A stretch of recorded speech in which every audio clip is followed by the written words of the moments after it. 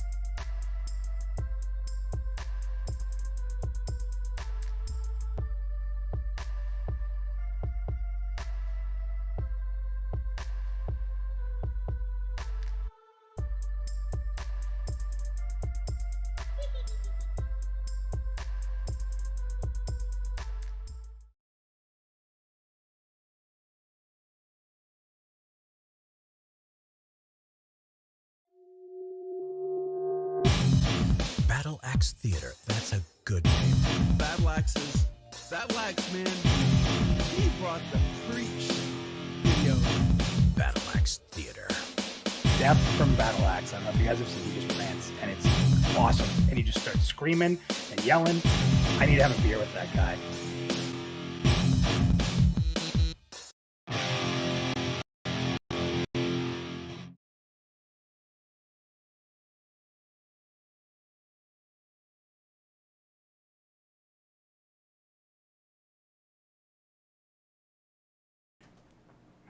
We're here. Jesus. You What just can't see us. is going on?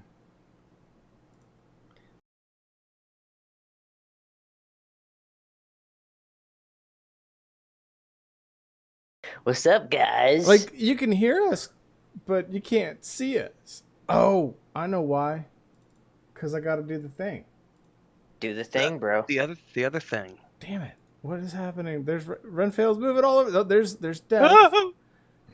Yeah, because you had to Okay. reset everything. So Where's me? There's me. Wow, we're doing some cool. This is part of the show, everybody. There we are. hope Yeah. nobody took any psychedelics before we started. I think my computer may have gotten the corona. Okay. Oh man, that was too good. What is up, everybody? That what? ghosting was pretty epic. What is even happening? There's like a cursor being captured by. What the fuck? I know what it is, dude. It's a Monday. Oh, my computer's having a kiss.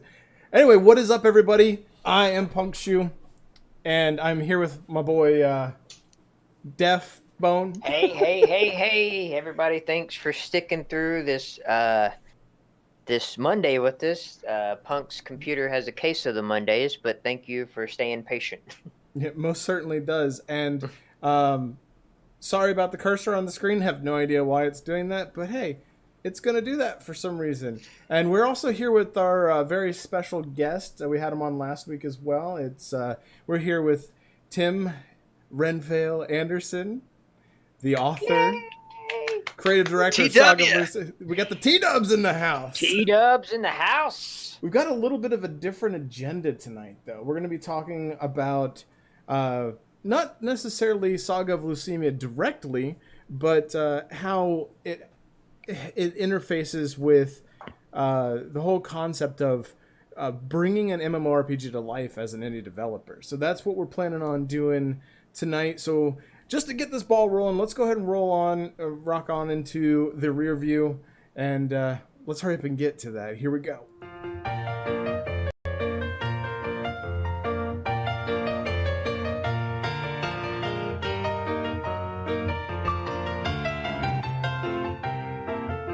It's the weekend review. Woo, doggy!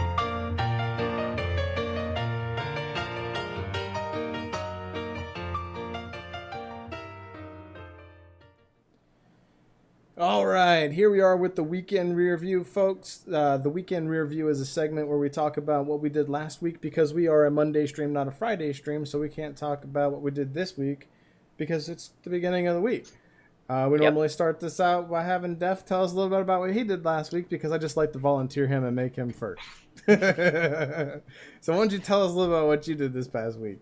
Well, I think I joined the rest of the planet in watching the Tiger King. Oh, I'm disappointed in you. Oh, listen. I did this so I could understand the memes. And okay. And now that I've watched it, the memes are fucking awesome. I can't get enough of them. In fact, this show is a shit show. Right. I don't want to say anything, but dude, it's like a car wreck. You just can't stop watching it. I mean, it's like watching a real life Trailer Park Boys. Dude, yeah, and it's real and it's close to home. It's not far. You want to know how close from me and you? You want to know how close to home it is? I used to live about 4 blocks away from that place, from Big Cat Rescue. I actually used to work at the Best Buy that's right down the street from it, and we used to sponsor them as one of our charities. So yeah, we've got we have a pretty good relationship with them, and my daughter and my wife have been, or maybe it was my son and my wife, but they've been, and they had a blast, and a lot of the locals praise that place. Like, they love Big Cat Rescue. Oh, dude, watch the show. There's a reason. There's a reason why they praise that place, because the lady she's cuckoo. Well, I'll have to watch more of it then. So I did that, and I'm almost done with Ozark, which is, it's Ozark, so it's freaking awesome. Right. And got some Guild Wars 2 done. Did some crafting, did some questing with you and your fam, and that's pretty much it. What'd you think about that, running around with? Oh, you didn't run around with my daughter though. You just ran around with my wife, right? Wait, that sounds wrong. I mean, it is what it is, man. Damn it, man! I stepped in that hole. No, dude. It's like I was saying in a previous stream. I like the way Guild Wars does their questing. It's a different kind of grind. It's a grind, but it's a different kind of grind. I've been having fun, and I think it stems from kind of taking a break from MMORPGs. So coming back to this one is kind of like a breath of fresh air in a way. It's kind of like I reset my palate a little bit, and now I'm getting my fantasy fix. So been fun. Yeah, I've been having a blast. Anything else? No, that's sums up my whole week. What about you, Ren? Anything new? Netflix wise, my wife and I binge watched A Letter for the King yesterday, which is a kind of a cool little family friendly fantasy show. It's only 6 episodes, so it was a real quick watch. And it looks like it's just a one and done type of thing. Oh, okay. So that was a fun little thing. Apart from that, just lots of work on my own game, a little bit of God of War this week on the PS4, and just watching the train wreck that is Chronicles of Illyria and Soulbound Studios unfold, and just really digging into that and analyzing, just a lot of the stuff that's going on, and just watching the train wreck basically.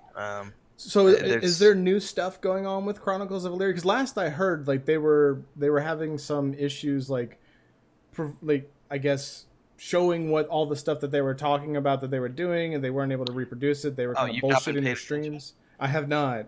I think it was the 25th of March. He shut down the studio. And the worst part about it was he wrote this huge post. So let me just dive into this since you don't know what's going on. That he did a big, long State of Illyria post, which talked about all the great things that had been going on. It was a nice novel length thing. And at the very bottom, there was a 2-paragraph section where he said, "But despite all this, we couldn't find investors. We couldn't get enough money." And this is after they just on the 20th, I believe, they posted, "Hey, here's this pre-alpha playable demo. Can't wait to show you what's coming down the pipeline through the rest of pre-alpha." And just a month before that, they did another land grab where they sold a bunch of stuff. So anyway, he made this whole post, talked about all that stuff, got to the end, 2-paragraph section where he said, "But we're closing down. I've fired everyone. We're shutting down the store. The studio is now completely out of money, blah, blah, blah, blah, blah." And the shitstorm that's been hitting has been because, 5 days before that, they launched that pre-order or that pre-alpha demo thing and told everyone, "Hey, pre-alpha's great. We got lots of stuff coming out of the pipeline." And they just did the land grab and everything else. So what's been happening over the last 5 days is basically he has now, as of today or yesterday, I think it might have been yesterday, like he has now completely shut down Discord because a bunch of his moderators were posting shit about him, about Caspian. And they've got a class action lawsuit that's being filed against him by a bunch of people. And because he pissed off a bunch of his moderators, the moderators went into the forums and started like deleting threads, including his State of Valyria thread and all this other stuff. So he's locked the forums, he's locked Discord. So legitimate drama. Oh, full on, like the last, I've been just, it's like Tiger King, but in the gaming world. It's like this full on train wreck of a thing that's going on.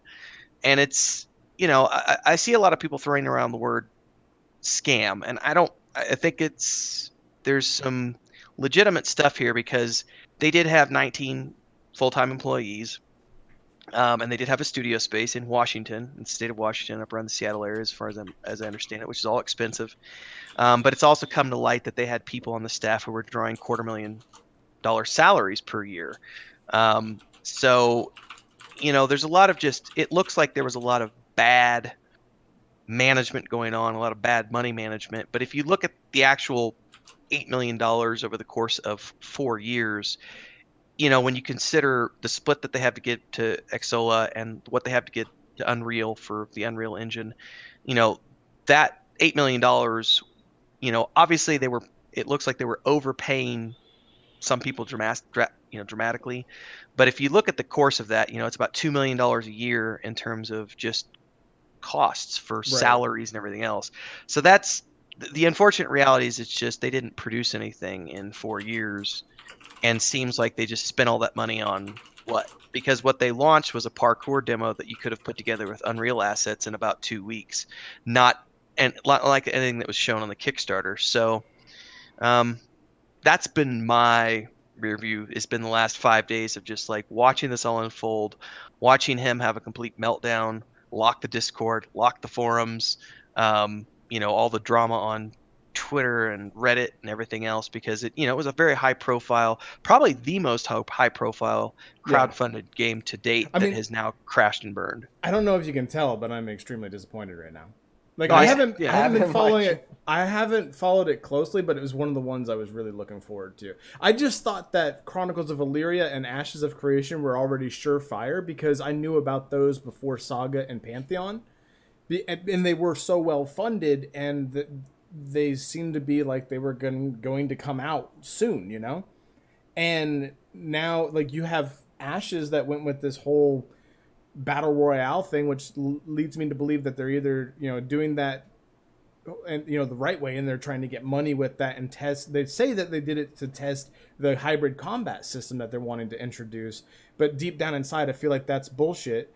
And then and Chronicles. I can tell you from my personal experience, just doing what we do day in and day out, I don't buy that for a minute. I think it's just a cash grab. Because they weren't getting enough money with but that's a personal thing. Just because I'm in the game development industry doesn't mean that I'm somehow more knowledgeable about a company that I'm not involved with. But I just know there are lots of ways to test your game, and you don't have to spin up a battle royale mode to do that. So do you think they're going to use that cash for the game though? Because that's what I'm hoping. I'm hoping that I think they're doing what Camelot Unchained is doing, which is they're just diversifying their portfolio and having a couple of different projects going on at the same time, one of which is going to release sooner than the other so that they have more income streams coming in. And at the end of the day, all that money does eventually go towards making the primary product better. So if I can use our own game as an example, Sure. we have the game, but I also sell the books. Right.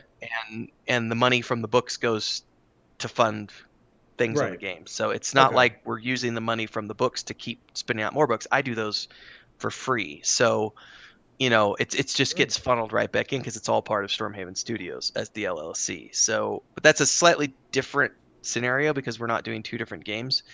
But that's essentially what I see it as, is from a business perspective, these companies, have spun up these separate projects, which may or may not have taken a lot of extra dollars in terms of development funding because the people were already working on things very similar to that in the first place. Right. So it's not like it took them a lot of extra engineering time, but from a client facing perspective, it's like, oh, you took our money and did something else with it. Right.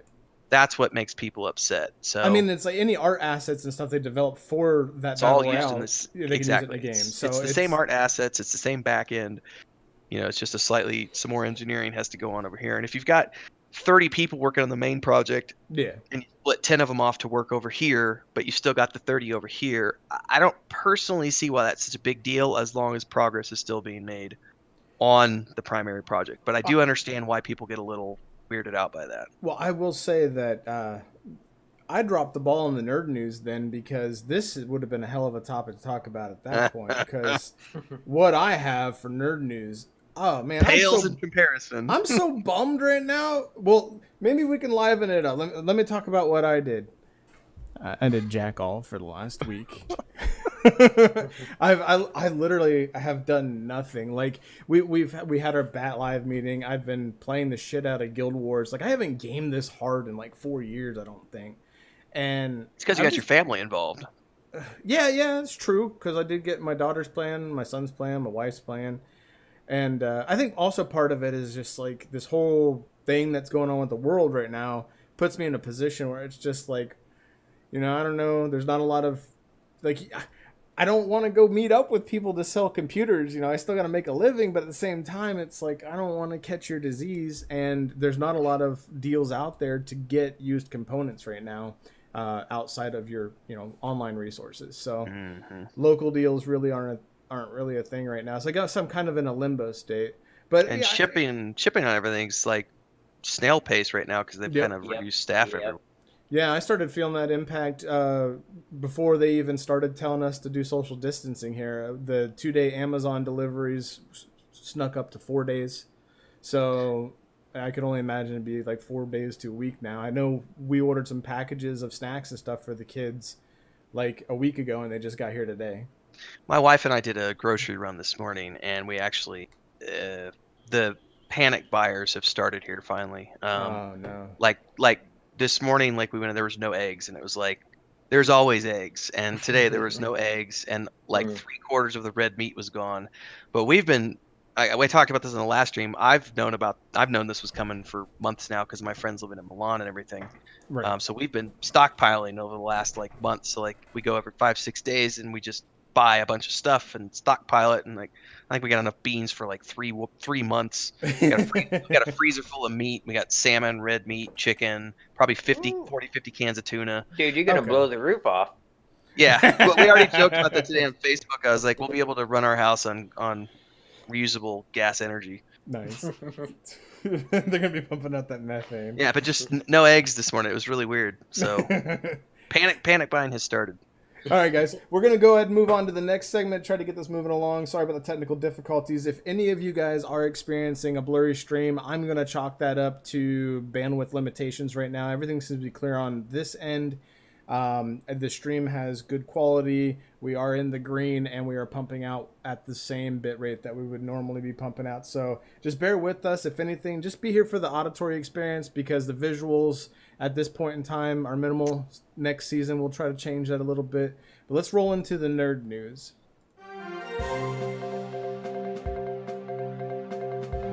And now it's time for the nerd news. Good evening, and thanks for tuning in to this part of the program where we discuss all things technology, comic books, film, art, and more.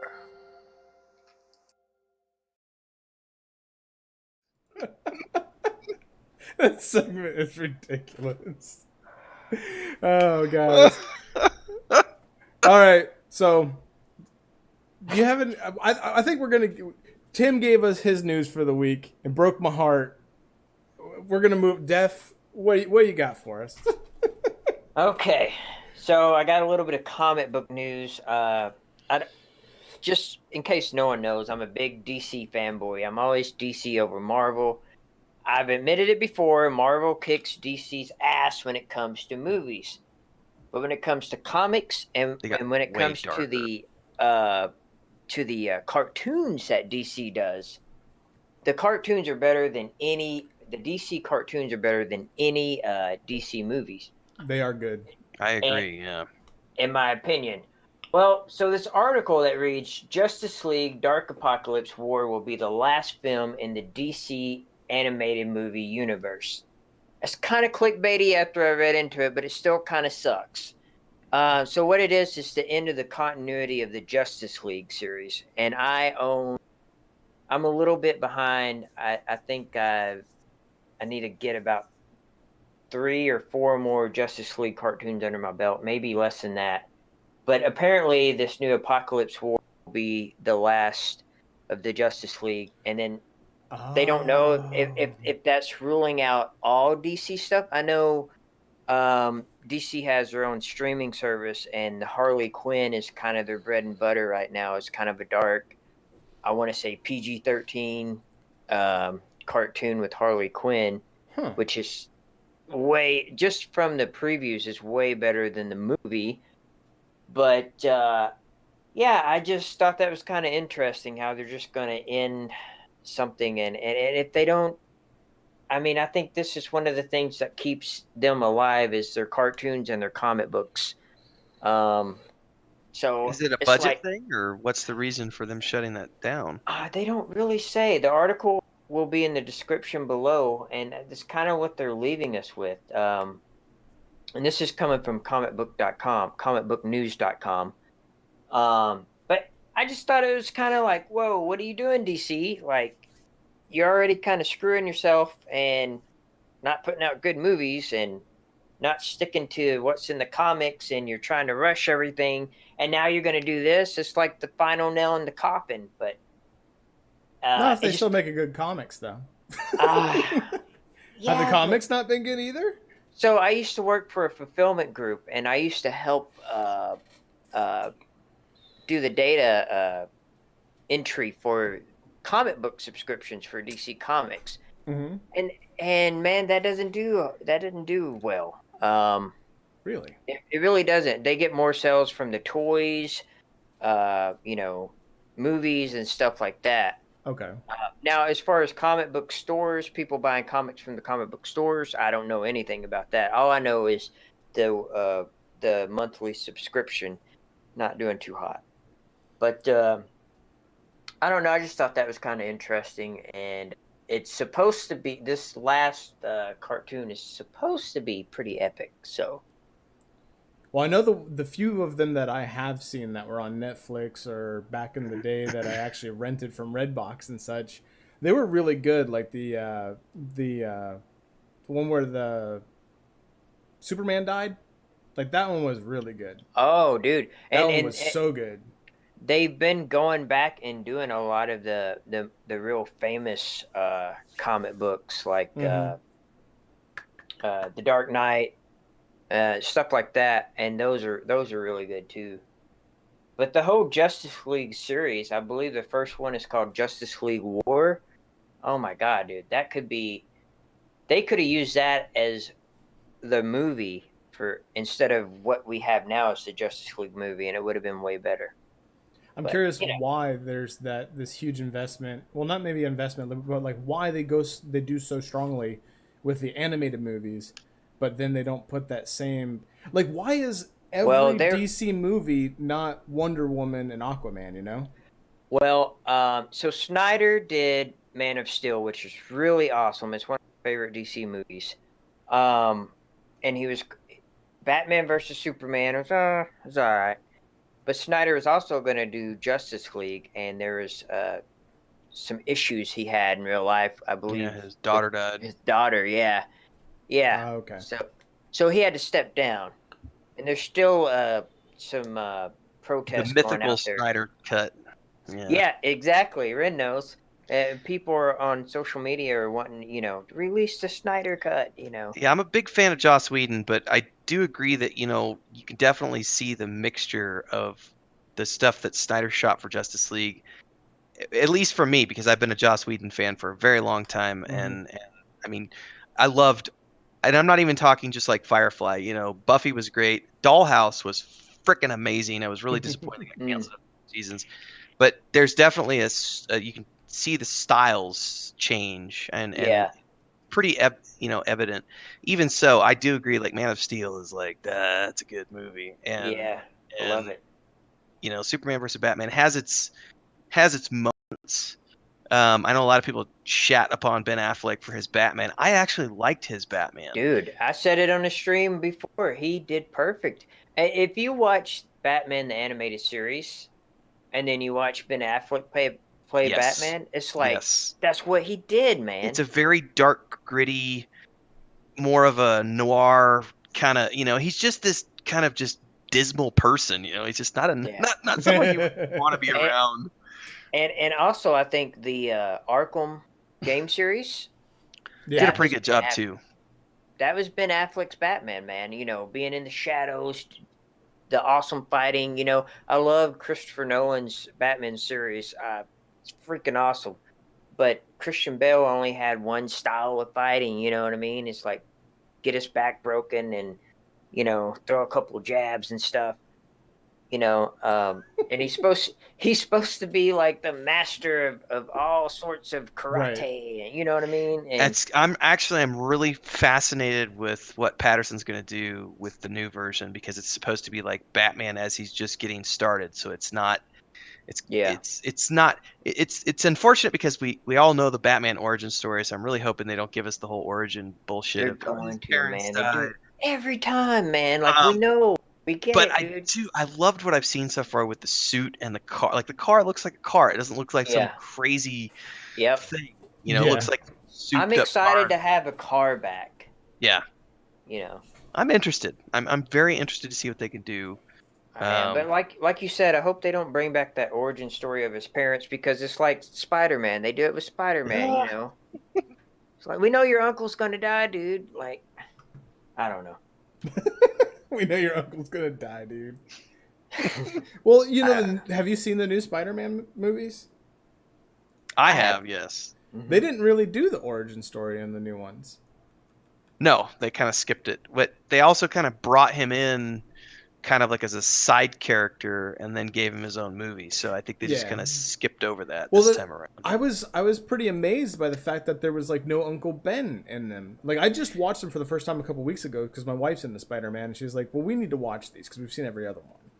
And we sat down and watched it, and there was no Uncle Ben, and I was like, "What the heck?" And his aunt's hot.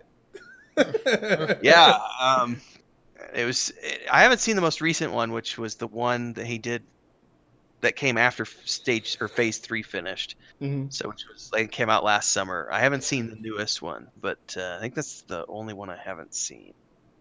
I just, before we move on, I have to comment on the new Spider-Man movies, on Michael Keaton being the villain. He did a good job. Dude, I love Michael Keaton. So what was the villain's name? Do you guys know? I don't remember. He had the wing. Well, that's the thing. He's always a bird of some sort. He was a bat. He was in Birdman. Birdman, yeah. Then he was I can't think of the name, but yeah, I just think that's interesting. Yeah, it was interesting. All right, well, moving on here, guys. And by the way, if you guys are curious about any of the stuff that we're talking about during the Nerd News, all of the links for this stuff they're in the description. Also, if you guys are interested in following Saga of Lucimia, be sure to check out Saga of Lucimia on Twitch and YouTube. And we've got a link if you're interested in supporting the project in the description as well. YouTube says it doesn't have enough stuff, but I don't believe it. But anyway, moving on to the next section here, we're talking a little bit about tech news because I know that's what I love, and I want everybody else to love tech news too. So this is really cool, guys. So you know how like Intel has been kicking AMD's ass for a long time. Like you barely ever saw AMD desktop or laptop computers for sale retail, and in a retail location. Well, we started seeing a reemergence with the Ryzens, and now seeing those in desktops. And then we started to see a little bit with the previous generation and Ryzen laptops, but they still had like no market share. Like if you go to Best Buy, they have nothing but Intel laptops. Well, there's this article out that came out on a Tech Spot, and there have been some previews of the new Ryzen processors. There is the oh goodness, I forgot to write the number down here. But anyway, I think it's like the Ryzen 9 4900 HS or something like that. And it turbos up to 4.3 gigahertz. It's an 8-core, 16-thread processor, but it only uses 35 watts of power. And it's beating out the Ryzen 5 current generation Ryzen 5 3600 and a lot of, like many of the synthetic benchmarks by 10 to 12%. And that's a laptop processor. And it's using a fraction of the energy that's required. And the cool thing is Linus Tech Tips just did a video on this comparing the Intel equivalent, and it beats the Intel equivalent. It's less expensive, uses less power, and the laptop they used to test this got 10 hours of battery life. And that's pretty sick. Top tier laptop with like regular use, not like gaming on it.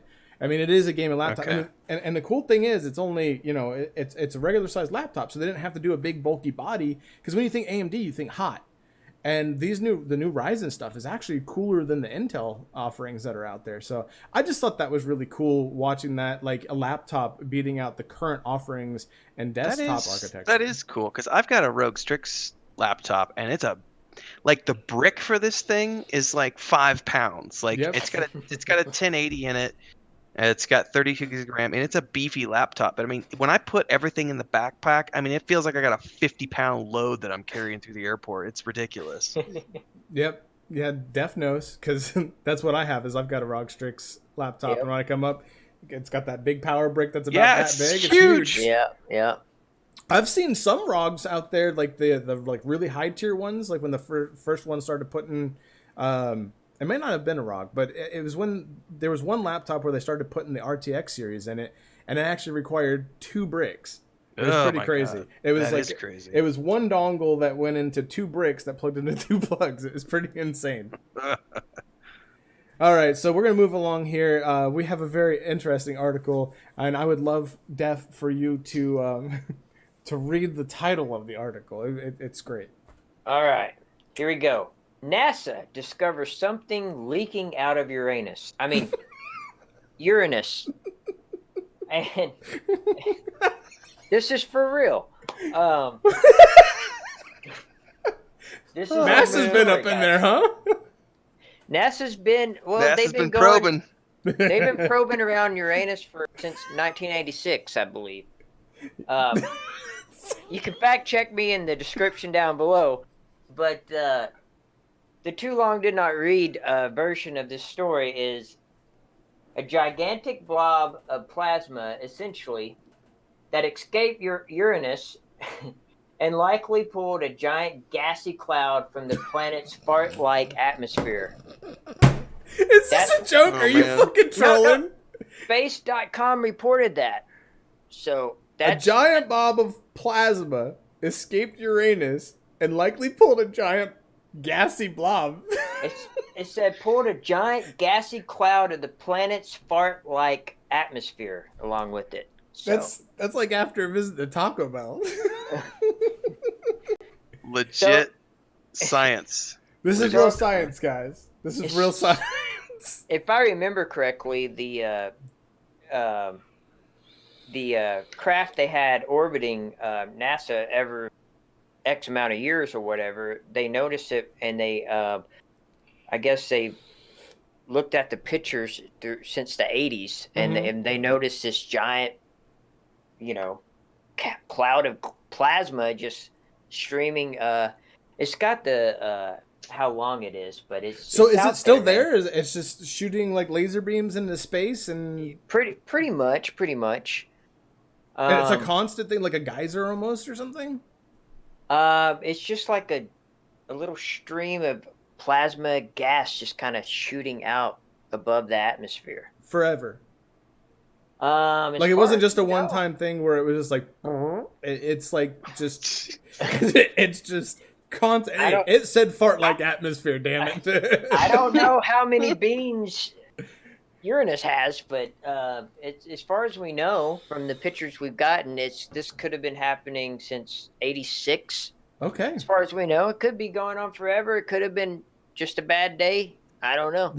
I'll have to check that out and see and do some more research on that and see what the ramifications of that are. Like, is it polluting? Like I don't know. Like, I'm wondering if like it's ejecting gas into space, and if does it just dissipate? Because I mean, it's a vacuum. So what does it do? Does it just move together in a clump to another place until it hits some sort of gravity, or is it pulling back into Uranus?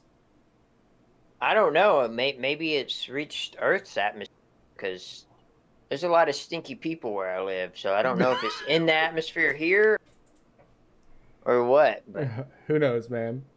All right, moving on to the last thing. This is where we normally talk about gaming news. Ren had a very good one that just totally trumps this, but I thought this was interesting. Now, I haven't personally played this game, guys, but I have watched a lot of streaming friends and random streamers stream this game, and I think it's pretty cool. So Nier Automata has been on PC for a while, and they released it on PS4 with all the DLCs.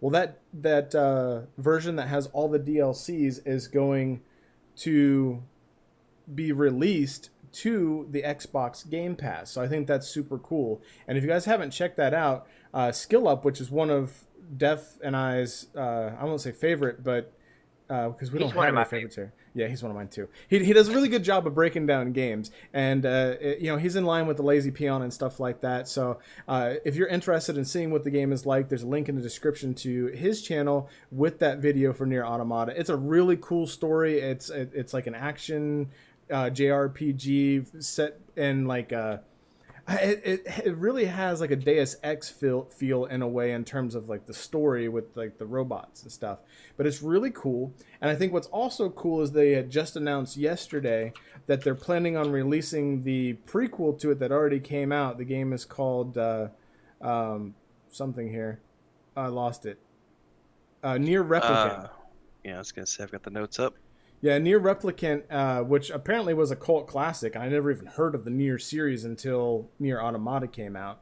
But the prequel, the game that came out first, that kind of predates story-wise, but even it's kind of like a Final Fantasy that's like same world, but, well, not Final Fantasy, it's not same world. But anyway, same world, but unique stories, so they're not dependent on one another.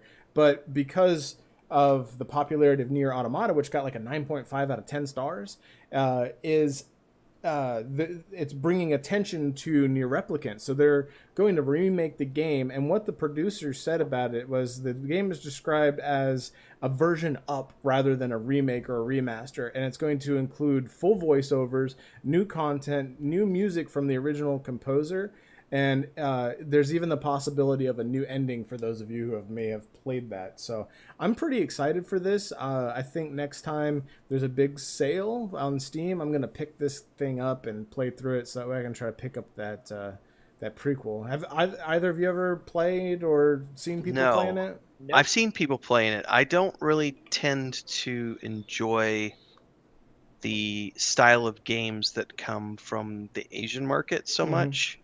They tend to be a little too, I don't know, they tend to be a little too grindy for me. Yeah, I can agree so with that. I'm much more of the Western fan in terms of the way those games progress. But I have seen it, and I think I've probably watched a Let's Play or something playthrough of it one time because I did like the story of it. Yes, the story It was was just super cool. the gameplay just didn't appeal to me. It almost has like a Final Fantasy 15 type play style to it, like the combat system. Like I haven't even picked up Final Fantasy 15 yet because it's just not my style. I like traditional RPGs. Like And even that's go ahead. No, go ahead. Sorry, I didn't mean to interrupt. Well, I was gonna say even like Dragon Age, like I can kind of get into that style of RPG, but I've never really been able to. Like turn-based or even like action combat systems where, you know, you have your lineup of dudes and then you have your time attack battles or whatever. I love those kind of RPGs, but I've never really truly been able to get into modern ones. Yeah, and that was the one thing that was surprised to me because I didn't fully research the remake of Final Fantasy VII, and I pre-ordered it months ago, and then they brought the demo up like last month or something, and I went and played the demo, and the combat is significantly different than the original Final Fantasy VII. It's not turn-based at all. It's kind of like a hybrid version. I mean, because you can still do the commands to the different characters, but they'll do their own thing while you're Right. controlling the main character, which felt it's very different. Let's just put it that way. I much prefer the original like turn-based style of it, but I'm still gonna play the hell out of it and have a lot of fun. Well, But did you play Star Ocean? no, I did not. It reminds me of the Star Ocean combat style where like you queue up your ability to do it, like, and it almost feels like a bigger battlefield, but in Star Ocean you kind of got put in this arena, so you would walk into combat with something and you'd be put in this arena, and then that mob would appear there, and it'd be like this active battle system where you could actually run around and do combos and stuff like that. But you would queue up your abilities, and then you would hit one of the triggers and switch to a different character and queue up their abilities, and you could run them around the screen too. And it was a really fun system, but what I was seeing is like there's like 3 different modes for the new Final Fantasy, and unfortunately Yeah. they did not put in the old combat system. No, I really wish they would have, because Yeah. it's the only thing, just from the demo I played, that was the only thing to me that was like, I don't really like this combat as much as the old way. I'm still gonna have fun with the game, but I definitely felt this twinge of like, damn it. Yeah, I'm a little disappointed. I actually have not played a Final Fantasy game since 13. 10-2, when they started making sequels, 10-2 started rubbing me the wrong way, because when they started making sequels, I didn't find them as good as the original. I don't think I've played one since 7 or 8, honestly. Gotcha. Other than Final Fantasy 14, the MMO, I don't think I've played one since 7 or 8. I played up to 9, and then I picked up 12 when I got my PlayStation. I sold my PlayStation years and years and years ago. I bought a new one about 5 years ago, and I picked up 12 to try to play it. And I was like, why am I playing this when I can just play an MMO? It's like a fake MMO. I could go play Final Fantasy 11 and get a better, the same effect, but with that actual engagement. So I just hope they do something with it. The remake is a step in the right direction, because I think we all of us Final Fantasy fans want to see a remake. I would love to see some sort of remake of Tactics. Did you play Tactics? Mm-mm. Tactics had a really, really good political story to it. It was like political and gods and the Zodiac and all that. And I really want to see that remade. Even if it's not a tactical game, I would love to see that story remade. So I hope maybe they'll do that. But I'd like to see an original, like new original Final Fantasy. I nice. just remember the Final Fantasies on Nintendo. Yeah, it's well before 7. Yeah, that was like 1 through 4, I think. And Final Fantasy 11, which I only experienced playing with you, Punk. Yeah. So I'm kind of lost in this. They all have a good story, but I'll tell you what, Guild Wars 2 is giving them a run for their money. The story in Guild Wars 2 is awesome. From playing Final Fantasy 14 and 11, I see that. I see a lot of similarities in Guild Wars and Final Fantasy. Yeah. Not mechanically, but Story-wise. Yeah. Because it's almost like there's zones that are locked behind story arcs that you need to do to unlock those zones, which is really cool. And the atmosphere. Can I share my experience in Lion's Arc? Yeah, go ahead. Well, Sure, if you have to. Well, I logged in. I was really sleepy. I just woke up, and I log into Lion's Arc, which is one of the main hubs. And then I don't remember what I was doing. I was going through auctions or whatever.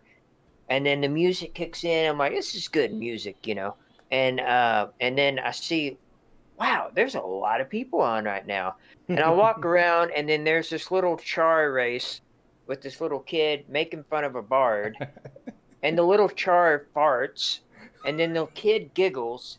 And I'm like, what the hell's happening? Like, this is like a live city going on right here. It really captivated me and being immersed and like, this is a living, breathing city right now. And I don't know if it's because of the virus thing going on and everybody's just on. It makes it that way, but it was just the NPC work in Guild Wars 2 is awesome. They And do such a great job with the NPCs. it was just really cool, man. I just haven't felt that way in a long time. You know what I mean? Like Yeah. I could just chill and take care of my options, and It was, you know, when we were running around with my wife the other night and we were going through a quest area, and then we go to get this vista, and then all of a sudden this little chart goes, "From your butt," and then the other one goes, "Ew." And so we sat around for like 5 minutes waiting for the dialogue again, and they start talking again. Go ahead. this was on a Tuesday night, Yep. and then we figured out the end of the sentence. Was it Saturday night? Yeah. Because we waited, the dialogue started again, but it was a completely different dialogue. And it's just two little kids having kid conversations. And I was like, this is amazing because it's like hearing my daughter talk, like some of the stupid shit her and her brother say to each other. Yeah. So we're over there, we go back in that general vicinity, and my wife is like, hold on, I'll be with you guys in a second. I was like, what the hell are you doing? And then she pops in a couple minutes later, and she's like, all right, so here's the conversation. I thought I saw a ghost. Well, where did ghost come from? And then he says, your butt. And then the other kid goes, ew. So it was like, okay, that's fucking glorious. It was great. I do think, just on that note, because I saw somebody talk about this in chat too, I do think that just as much as Steam has seen the highest concurrent numbers they've seen ever, I think pretty much everyone is spending a lot of time logged in right now to their old favorites or the games that they normally play anyway. Because it's just, we've all got a whole bunch of extra free time on our hands that we usually don't have. You know, it's, if you think about the whole concept of universal basic income and machines taking over jobs and like the ideal like future for humanity, like that's kind of like the ideal humanity is where humans have the time to actually be humans, and it's not just about working for the almighty dollar. And I think it's a super cool concept. It's the Star Trek utopia. Because even though there are problems with Starfleet and that world, the concept of how the Federation works in Star Trek is it's a cashless society. No one has to work for money.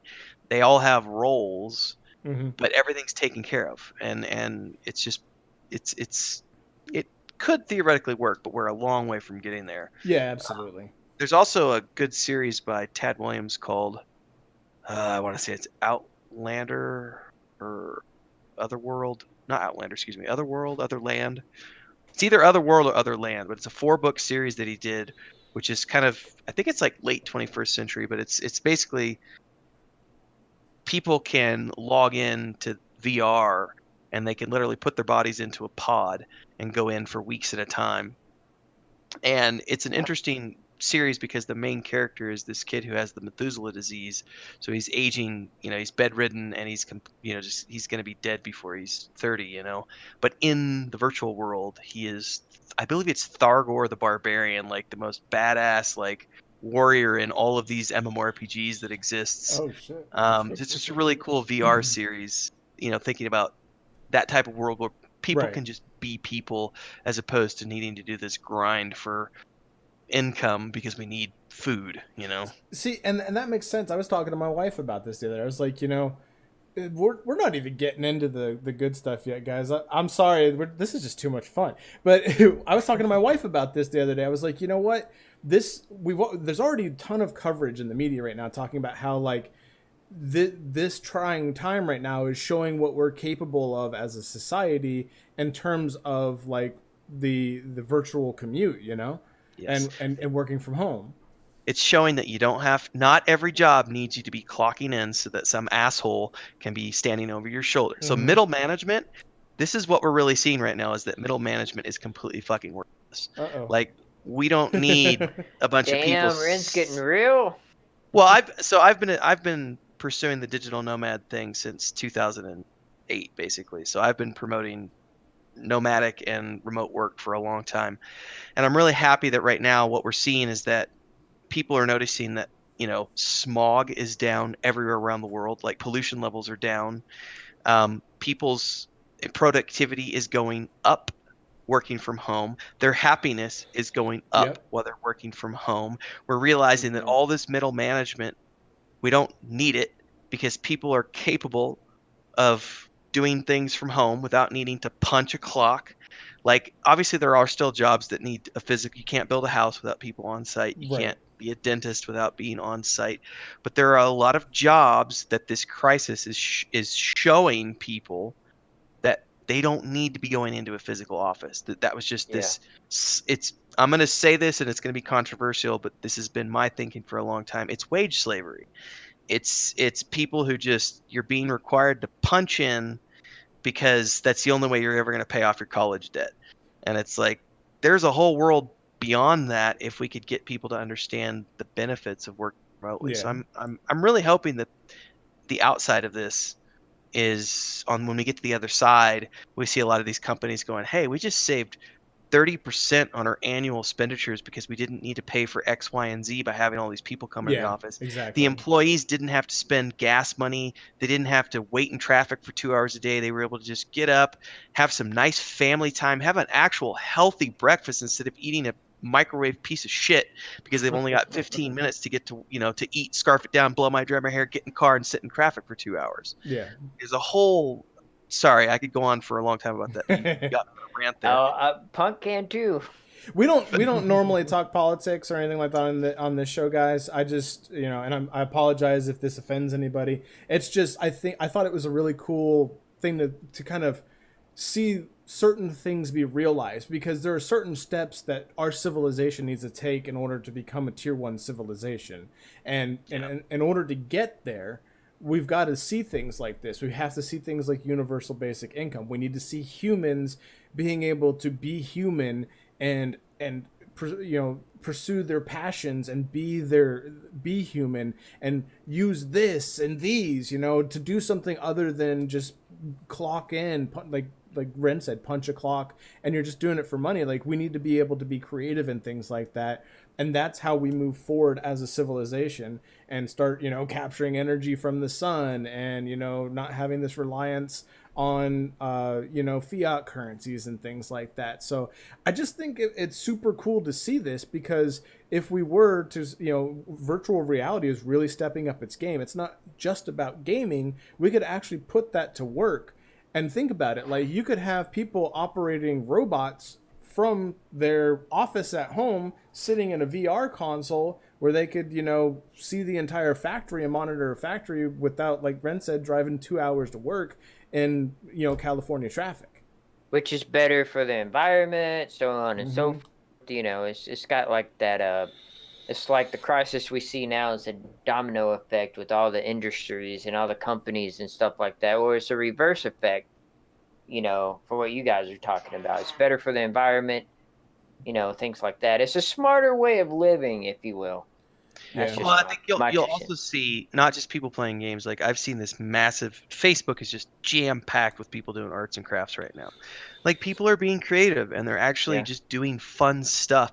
Whereas normally they'd literally be sitting in traffic, or they'd be on the metro, or they'd be on a train or on a bus or something. There's, most people have like a 2-hour commute every day. And that's, suddenly they have 2 hours of free time. And it's like, hey, I can cook healthy food. Like, I actually have time to cook for myself. I have time to like paint, and I've always wanted to paint. I got time to learn the guitar, learn the piano. It's pretty amazing. It is pretty amazing. All right, well, we're gonna move into our meat and taters this week, guys.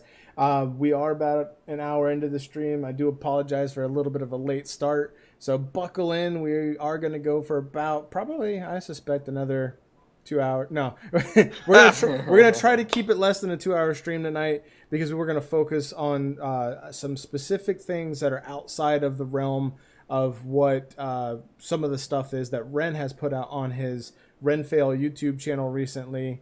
Well, when I say recently, like over the last 6 months or so? It was mostly just last year. I did what, 8 or 10 episodes last year. I don't think I've done anything I think I did one this year just to get everybody up to speed, like in February. But Okay. I think the last one I did was like last October. So I have a Diary of an Indie Game Dev series over there where I've done like Yeah. 10 or some Oh, episodes. and also, and I know you're probably going to give me crap for saying this, but he's also got a Patreon that you guys can check out where you can see the Mondays and MMORPGs.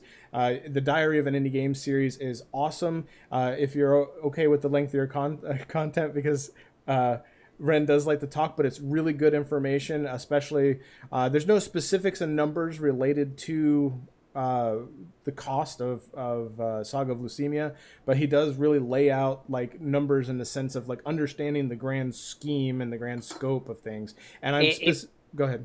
If you like podcasts, it's perfect. Yeah, I mean, it's good. Yeah. So I mean, usually, I think the Mondays and MMORPG ones are about an hour long, and then the Diary of an Indie Game ones can range from 30 minutes to an hour. Yeah, there you go. Yeah. But the Diary of an Indie Game Dev, those are really good. I listen to most of them, and they're really good if you're interested in like the metrics of the whole thing, and you know what it's like to get it up off the ground. And really, what I want to focus on with the questions tonight is really about the inspiration and Ren's perspective on what it's like to, you know, take what he had as a concept in his younger years and turn it into what is becoming this realized dream. So we're gonna go ahead and jump into that. Basically wanted to start off, Ren, here. I was kind of curious, like, what was it that made you decide? Because we know now that it was a campaign, a D&D campaign, and then you wrote the books.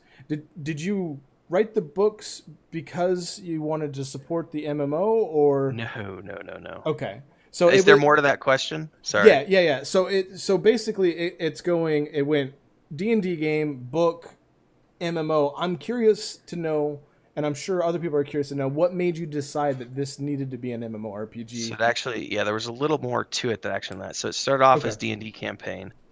Then in the early 2000s, it became I did a play-by-post campaign we had 300 members on like EasyBoard. EasyBoard used to be a website way back in the day that was actually used for the official EverQuest 1 forums.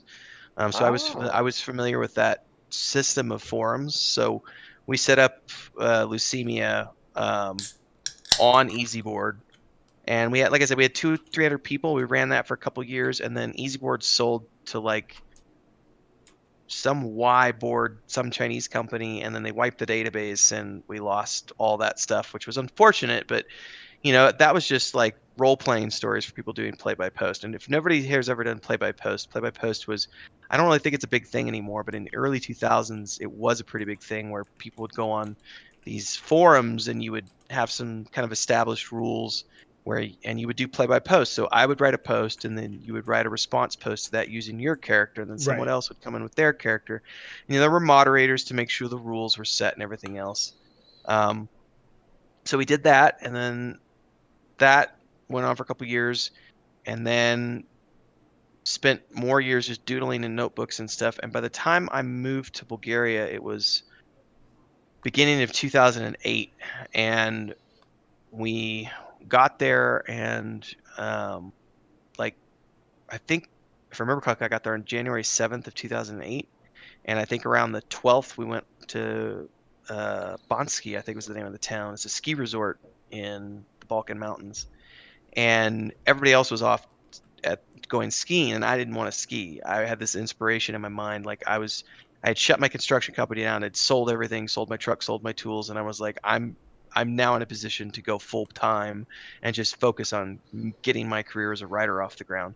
So I sat down and I wrote a story in the city of Finglasmere, which is the capital city, about a thief robbing some stuff from the museum, and for a client, which ended up the Medallions of Lashiva, which those of you who have picked up a copy of Bloody Knuckles, that anthology book that I've got up on Amazon, the Medallions of Lashiva story is in there. The unedited version. The edited version was published in, how was it called? Like Flashing Sword Press or something like that. It was like issue 15 or something. It was some small independent press. But it was weird because it was like the very first story that I wrote, professionally. I'd been writing for years before that, but it was the first story I wrote set in the world. The first place I sent it to bought it. Huh. And I was like, this is what I've always wanted to do. I'm doing this. So then I started writing other short stories kind of in the same world. And that became kind of like the inspiration. Okay, I've got this world. I've fleshed it out over the last, 10 years. Let me go ahead and just outline a book series. And that's what I did. I outlined the book series and I started working on book 1. I wrote the first 12 chapters over like the middle part of 2008 as I was getting going as a writer. And I was selling short stories, science fiction and fantasy short stories. The unfortunate reality is that science fiction and fantasy short stories don't make any fucking money. Okay. And everyone talks about this. Like, if you're going to be a writer, when you're first getting going, you better have a spouse or significant other who makes money to pay the bills, because you're not going to make shit. It's going to be something you do in your spare time, because it doesn't make a lot of money. So do you just do the short stories to get your name out there and get recognized? It depends on what kind of a writer you want to be. Okay. Some people like to write short stories and they build up this reputation for being a good short story writer. And you eventually get to the point where you can make, $1,000 or more on a short story. Okay. And so if you get to the point where you can reliably crank these out and if you're selling 4 to 5 short stories a month, then you can make, $50,000 a year. And that's a respectable income for many authors. So you can do that if you want to. I was doing short stories as a way to build up my reputation to get to the point where I could sell novels, because I always wanted to work on novel length stuff. Well, then I started making a hell of a lot more money doing website content, because this is when the website stuff really started to go big internationally. And so content writing became a big thing. And I got a contract for Killer Guides to do game guides for Killer Guides. Or Killer Games, whatever they're called. And I've talked about this maybe with you guys or somewhere else before, but the first big contract I got was for those guys, and I did 2 Lord of the Rings online guides, and I did an EverQuest 2 guide. And the commissions on those were paying me a few $1,000s a month. So I was like, all right, now I'm like making money doing game guides. And then I started getting contracts to do, like, I had a construction company for years as a 3rd generation ceramic tile, natural stone contractor. So then I started getting construction articles, like home improvement. This is when the home improvement shit was really blowing up. And so that content needed to be created for the internet. So I got a bunch of contracts to do that. And I was like, well, here I am making $4,000 or $5,000 a month writing all this stuff. And meanwhile, I'm making $200 to $500 a month doing short stories. So I was like, you know what? Unfortunately, all that stuff's going to just go to the side. And then I just built up a career doing content writing, and then eventually got into travel blogging just because I was living in Eastern Europe and traveling around there. And then by the time I got to Cancun, that was at the beginning of like the big travel blogging kind of push. Like, I got into it when it wasn't a big deal yet. At the time, it wasn't even called digital nomads. It was called location independence. That was the big catchphrase, was everybody was location independent. And so I got contracted to do guides for Cancun, and that just kept going. And we just kind of built our travel brand off of that. The catalyst for this was really when the Pantheon Kickstarter got started, was early 2014, I think. And right at the time that happened, my wife had she had an ectopic pregnancy and it was a bad thing. We were jogging and all of a sudden, where's my wife? And I turn around and she's like 3 blocks behind me, and I had never, she didn't say anything. She just had it had ruptured internally. Okay. And so we rushed to the hospital, and that basically we were out for like 8 months. And so while she was bedridden for a good like 3 months there, but like right at the beginning of when she was bedridden, like within the first 2 weeks, I knew that I was like, I'm not going to be able to do anything with the travel brand for the next 8 months to a year. So what am I going to do with my time? Like, and so I was like, well, I'm going to finish this book series, because I've been sitting on it since 2008. And so I was like, that's my plan. I'm just going to finish writing the first novel, and I'm going to write the other 3. I'm going to write all 4 of them back to back. And then I'm going to go out there and try to sell it as a series. And then I saw what was going on with the Pantheon Kickstarter. And then that just got me involved in, like, seeing what was possible with the technology of today. And then I went, oh, well, maybe I can do more than just a book series with this. Like maybe I can do like an MMORPG. And in the back of my mind, there'd always been this thing where I was like, well, I had always wanted to work on games, and I did in the early like 2008 to 2010. I worked on a bunch of independent titles doing quest writing and website content for them. Did some editing and stuff, but never, on an MMORPG and never on like a AAA game. But there was always that in the back of my mind that was like, it'd be really cool to do that. Okay. And then when I saw, how did you when I go saw it was about that? possible- I'm sorry. No, go ahead. I was going to ask, how did you go about that process? So you know at this point you want to make it into an MMORPG. What was like the next step of getting that going? At the time, there was 6 of us. I was playing with a bunch of guys on Project 1999. We were all stoked for Pantheon. And I had this in my mind that I had this book series. So I just kind of presented it to my static group, which John was a part of that static group. I think everybody else that was a part of that static group has fallen to the wayside over the years. But John was there as part of that static group. And I just kind of presented it to them. I was like, hey guys, like this Unity engine that Pantheon's using, like that's free. Like it doesn't cost anything to use that. What if we all just went there and learned how to use this engine? And I've already got this world that's been created. Like, what do you guys think about like just doing this to see what happened? And everyone was on board for it. So it just kind of started as like, all right. And so that was probably, I think, like February, March of 2014. And we all went.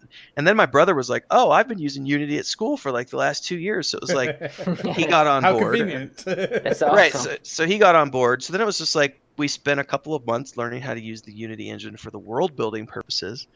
And we started sharing some screenshots on Facebook with our friends and family. And everyone was like, what? You're building a game? Like, that's awesome. And then we started to get more friends and family there. And then we had like a music composer and an artist. And people were coming to us going, hey, we'd love to help out with this project. We'd love to be involved. Do you need anybody? And it was like, well, it's all volunteer, but yeah, if you want to, sure. And then that just kind of evolved to the point where by I think around August of that year, we had a big enough audience on Facebook just from friends and family with our personal networks that I was like, well, let's spin up social media channels and actually reserve the name on all the social media channels. And then I think around, it was August-ish of that year, we reserved the website for Saga Lucimia. And then it just kind of kept growing from there. So it's just kind of a snowball thing? It was kind of a snowball thing because it started off as just something we were doing for fun in our spare time. And then we started to get a lot of interest. And then it became this thing where it was like, well, now we've got like 500 people who are following us. And now it's 1,000. And now, we're in early 2015 and we've got people on our website, people on our newsletter, and people asking when they could pre-order the game. And we don't have any of that information available to people. So it just got to the point where then I was like, well, fuck, this is actually becoming real. So we need to start taking this seriously. So that's when we sat down and started really ironing out, the legal side of things in terms of what do we need to make this legitimate. Well, we need a company. We need to get an actual legal structure in place. And that was kind of how we just got to the point, because I'd built 2 businesses before that. So I was familiar with, what it took to just get a business up and running and all the costs and everything else. So that Right. part of it wasn't difficult for me. And I'd been doing marketing for a long time, just with my construction company and then also with my travel brand. And then through the course of that, like, my wife and I started doing presentations and public speaking and just doing bigger consultations of bigger projects in the travel space. Started working at the national level with these national tourism boards and big brands, TripAdvisor and Nat Geo and so on and so forth. And it's just that our careers were going very good in that space. And then I was working on this in my spare time, but I was able to take all of my marketing knowledge and my connections and everything else and then apply that to this. And then took my years of being a content writer Right. and was able to apply that in everything I knew about creating newsletters and websites and social media and all that stuff. So there was a lot of some of it was just in the beginning, just kind of snowballed to the point where it was like, hey, this is actually becoming something that's real. And then by the time we got to early 2015, it was like, okay, we're either going to need to find people who can code, because we didn't have any programmers at that point. We had Alex, I think at the time Alex was still with us, and he knew a little bit of programming. So he was doing, like, he was the one who got our first servers up and going way before we had, this was like February or March of 2015. We didn't have a pre-order store. We didn't have anybody, no pre-order packages sold at that point. It was just us internally. And then I remember I put out some posts on the Unity forums and just saying, hey, we got this volunteer project. Is anybody interested? And we started getting people slowly but surely. And then I had like a high school friend who joined for a little while who was a programmer, and et cetera. So just, we just kind of started amassing this hodgepodge team of people throughout the course of the early part of 2015 until we kind of got to the point where by the time we were getting towards the, kind of summer, we kind of had the core team, which has kind of been there since then. And we've lost a few people along the way, which is just the natural course of a project when you're all working on volunteer status. And when I say all of us working volunteer status, it's obviously those of us who are Stormhaven Studios. The contractors get paid. We do not. So, there have just been people who over the years, after like 3 or 4 years of doing something for free, outside of their day job, there just becomes a point where, some people just can't keep doing that over the years. But hopefully that gives you a better answer to that question, because it just kind of started and we just took it and ran with it. Okay, gotcha. I mean, go ahead.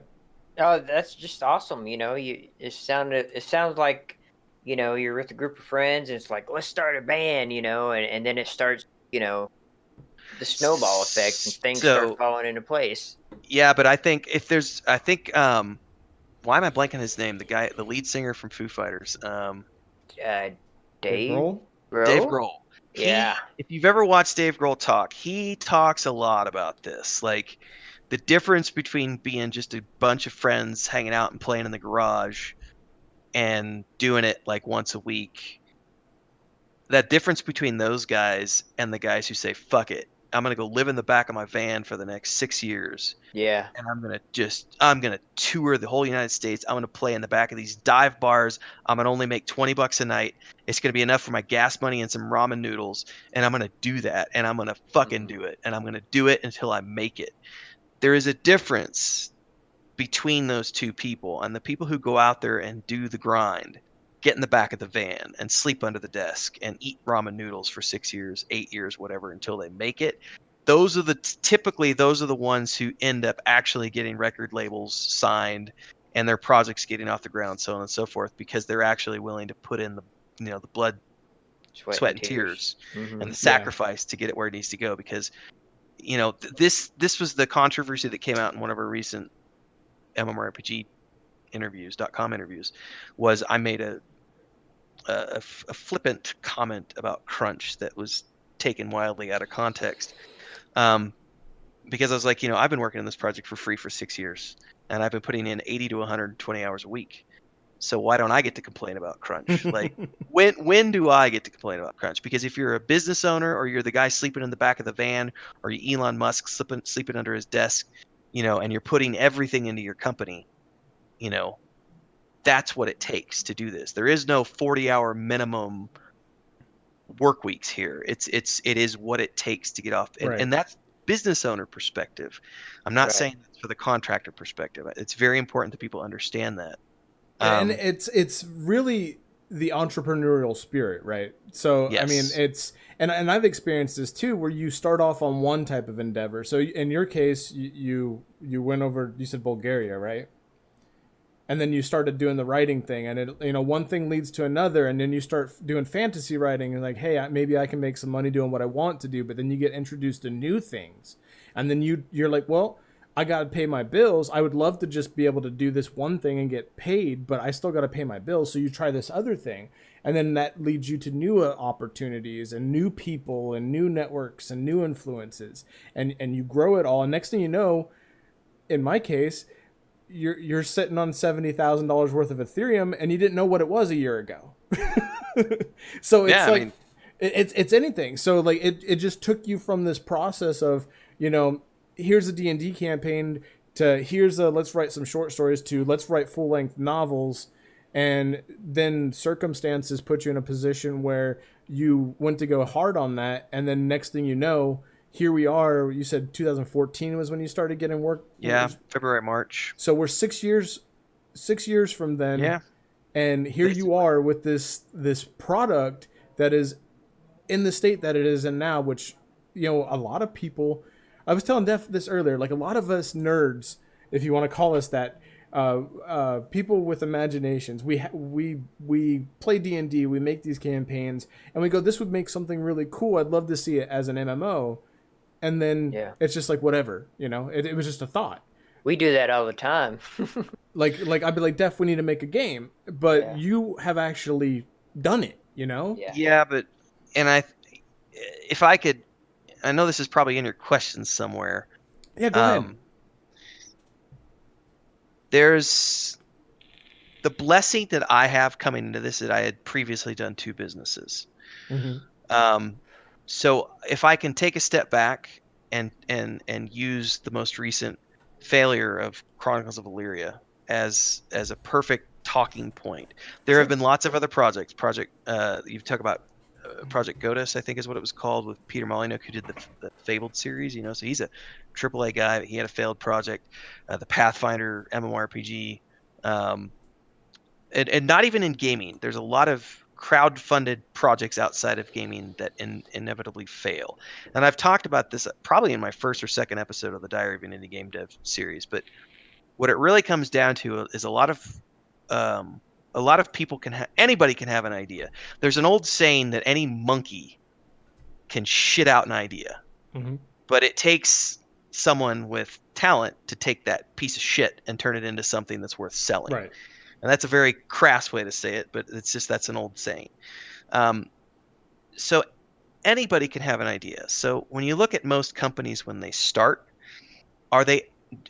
typically when a game company is hiring for people, they're never hiring for story people.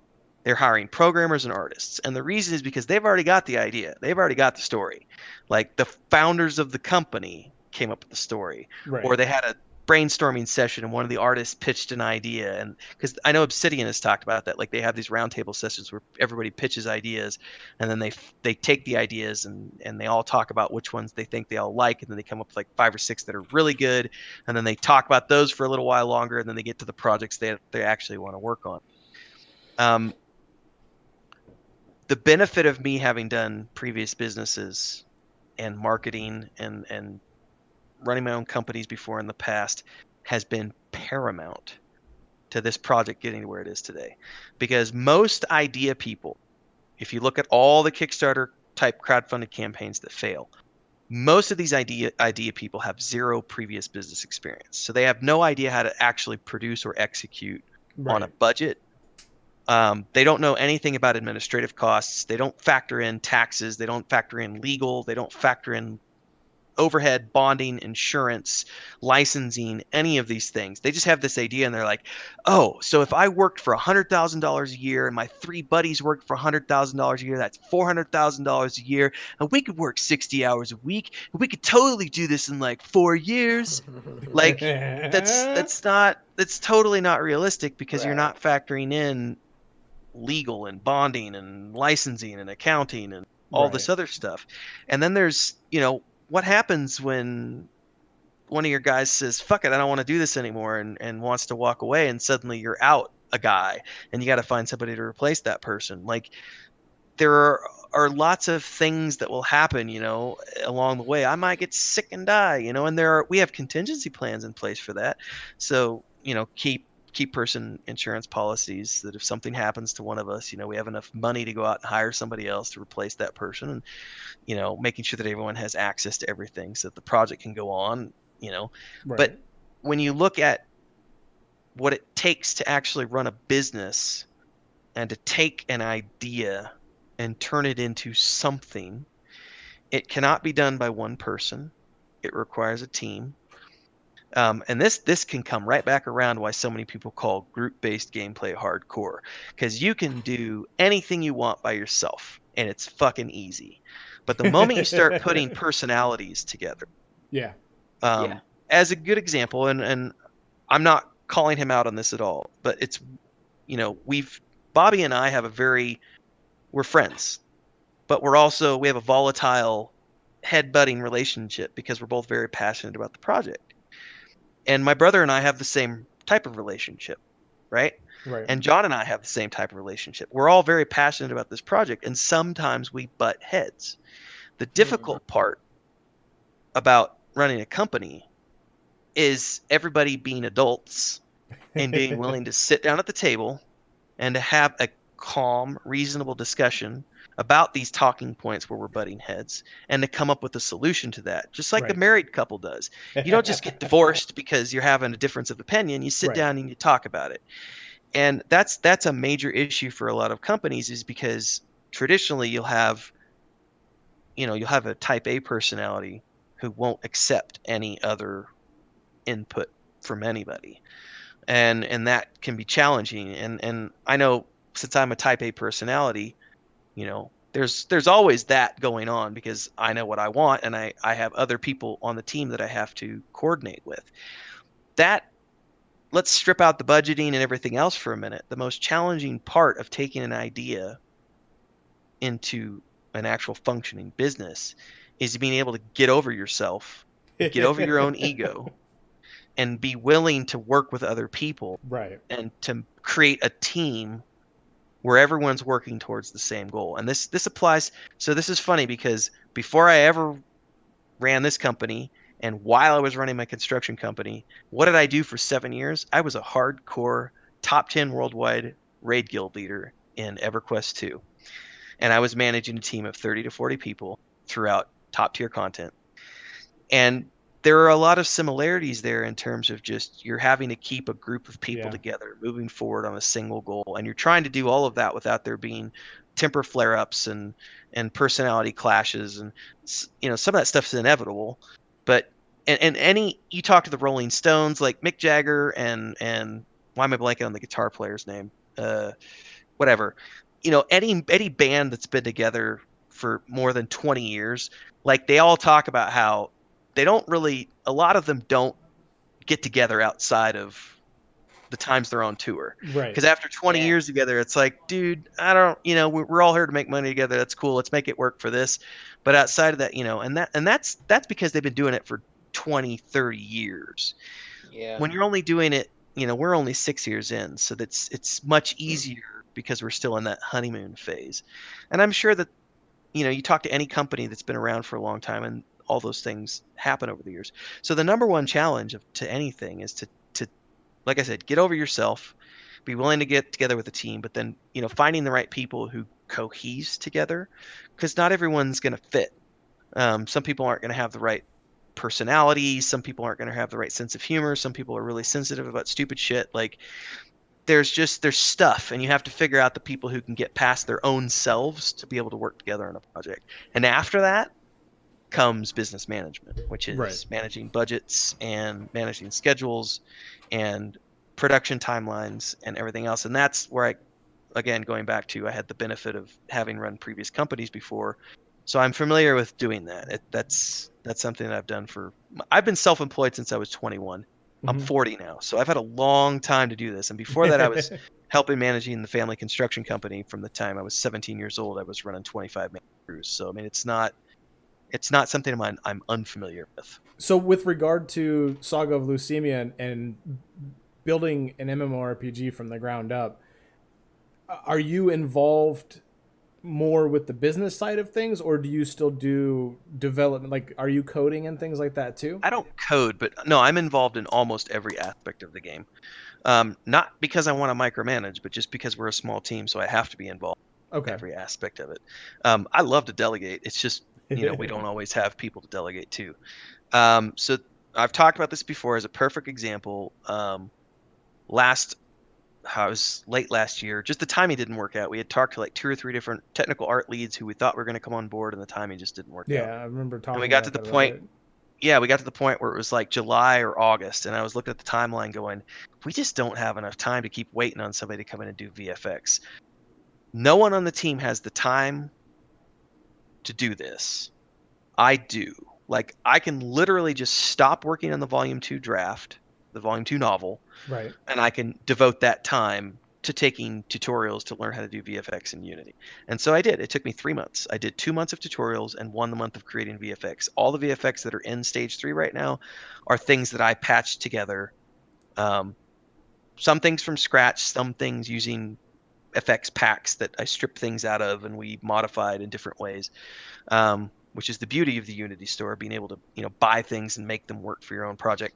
But that was just something where I took 3 months and just said, I'm going to do that. So, and before that, like before we had Andrew on board, like we're not using any of those zones, but my brother and I were the two who were doing we did all the world building, like all throughout 2014 into 2015, up until whenever Andrew came on board, which I think was mid 2016.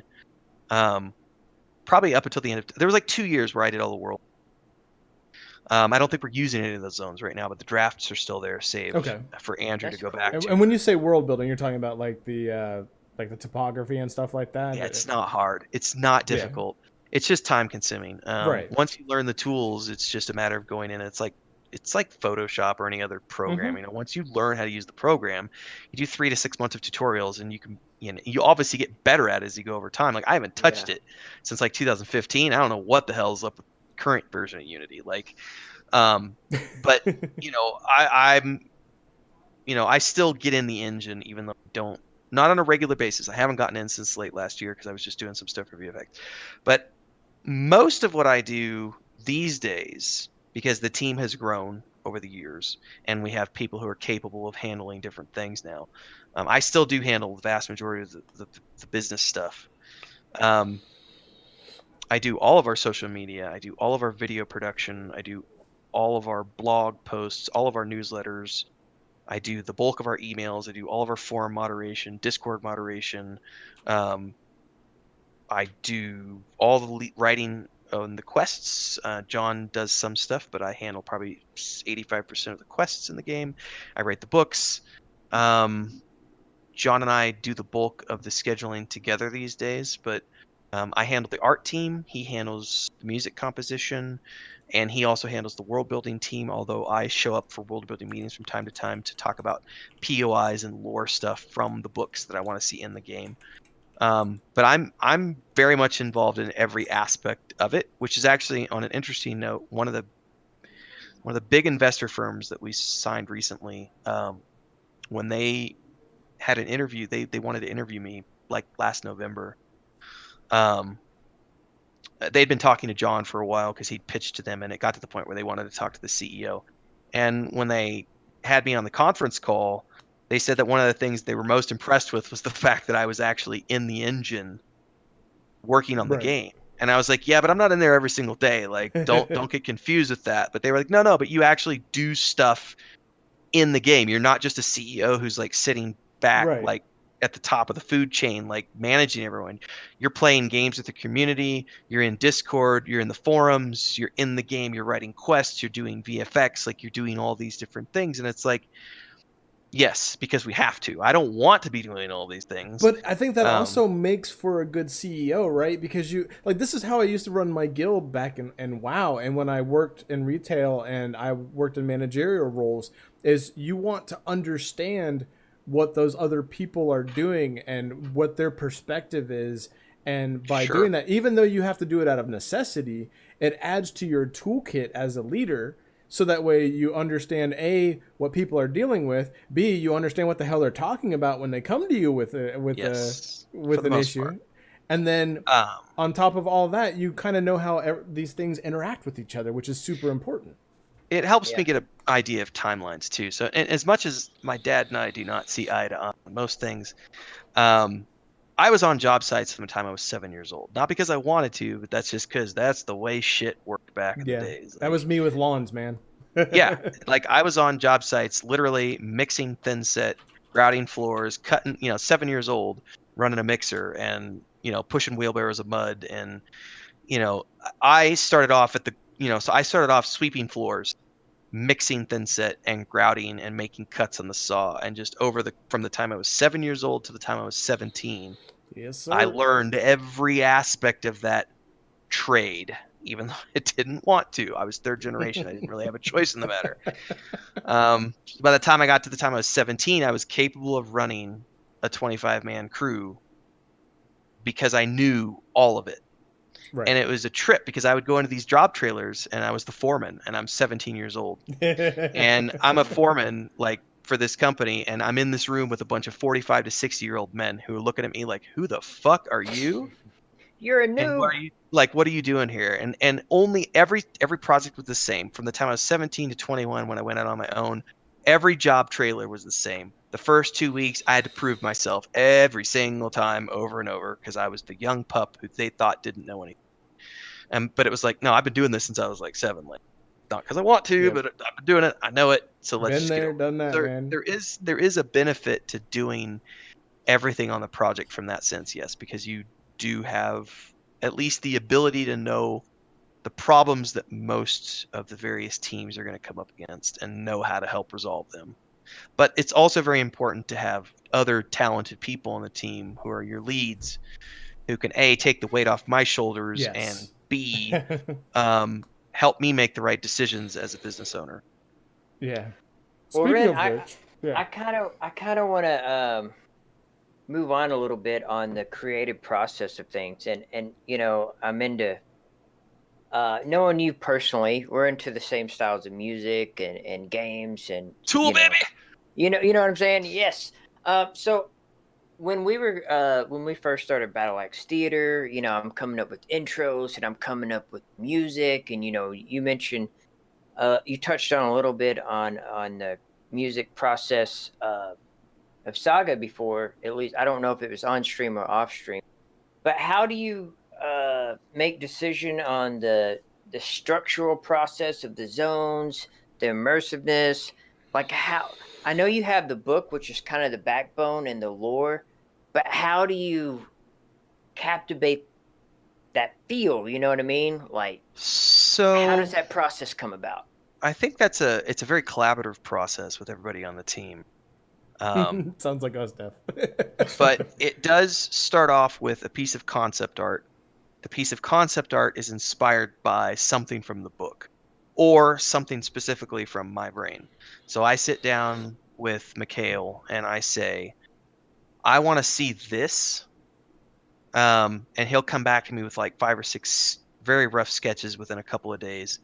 And then we'll go through an iterative process on the sketches over the course of a week or two until I get to one that I think is roughly what I've got in mind. And then he'll go away and work on that and bring it back to me. I can then take that to Andrew, or if it's a dungeon, to my brother, Joey. And I can take it to either one of those guys and say, here's what we're, you know, this is every piece of concept art in that sense, we're usually focusing on a major POI. So this is a design focus for us because we don't have a mini map in our game and we don't have any, since there's no mini map and no GPS, there are some focal points that I've been talking about in the streams with people in terms of how do we help people navigate. So first and foremost, every zone is laid out with cardinal north, just like it is in the real world, and the sun operates in the same way. Goes this way, sorry, not that way. The sun operates in the same way in our game as it does in the real world. So it's very easy to navigate if you're paying attention to where the sun is and you use the / time feature in the game. It's like, oh, the sun is there, so it must, you know, I must be facing northwest right now. But beyond that, every single zone has a focal point. That is, it might not be in the center of the zone, but it is something that is the major POI for that zone. And then we kind of build everything out from there. So Okay. whatever is the main storyline, and this is the tricky part because not everything that's in the book works in the game. So the book doesn't have zones. So Yeah. take the world map. Like, how do you take that world map and break it into zones? And we kind of just looked at it in the very beginning. I've got an actual Yeah. sketch, I think, from years ago where I actually mapped out all the zones and then overlaid it on top of the world map to show people kind of what we were looking at.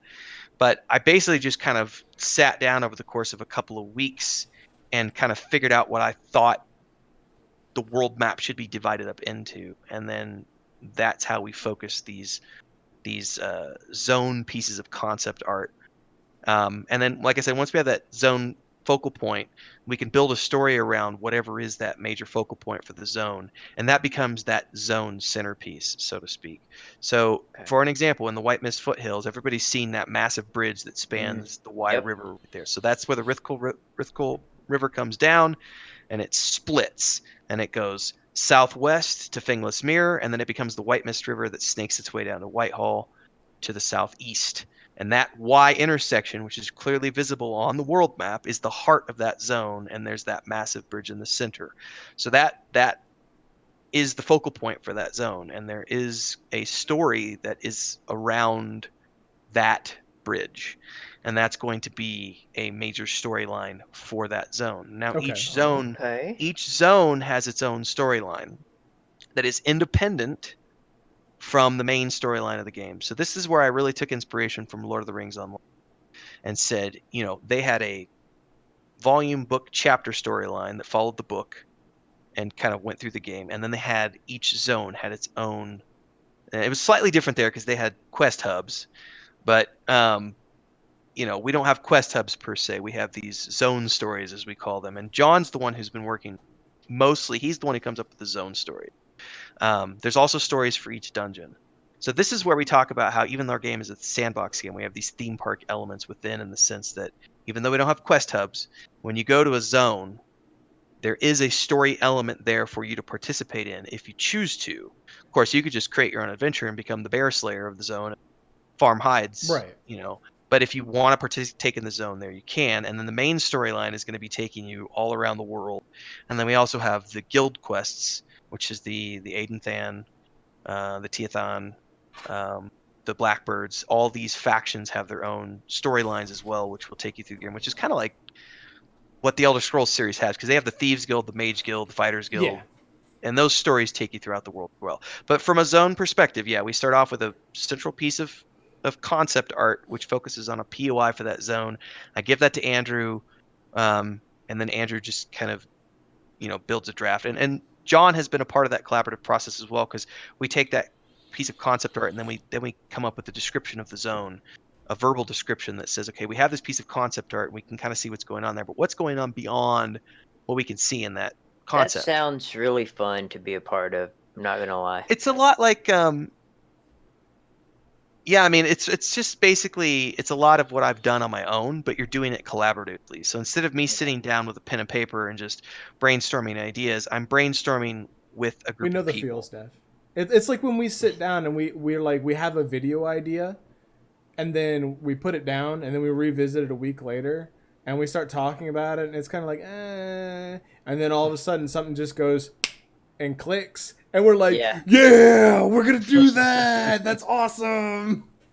Like, I imagine it being like that process. It's sort of like that, except we don't have an unlimited amount of time to sit and brainstorm things. At some point, you gotta shit or get off the pot, So it's like you just have to make a decision on things. Well, And to that's me, and I could be completely wrong, but it seems like you set this to be set in stone, and then, well, not set in stone necessarily, but you give it to John or whoever, and then he gives his piece and does his part, and then so and so does their part, and then you get together and you look at it, and it becomes real, and it's sort of. I mean, it's a little more collaborative than that, because we do a lot of that stuff. I mean, we haven't done any of that stuff in a long time because we did all that creative stuff years ago. But it was more like sitting down together and saying, here's what we want this to be. We're 4 or 5 of us together. Let's talk about this zone. We want it to look like this. What are some ideas? And, it would be great if we did. Oh, yeah, that's a really good idea. What if we did this? I don't think that'll work because of these reasons. Or, hey, maybe we could do that one thing and put it over here instead of over here. And so, and then you're like rearranging bits and pieces from the zones and story elements from different places, which is no different than what I do with the chapters of the book. Like when I'm writing the book, I write it in a very not linear, but I write it in X way.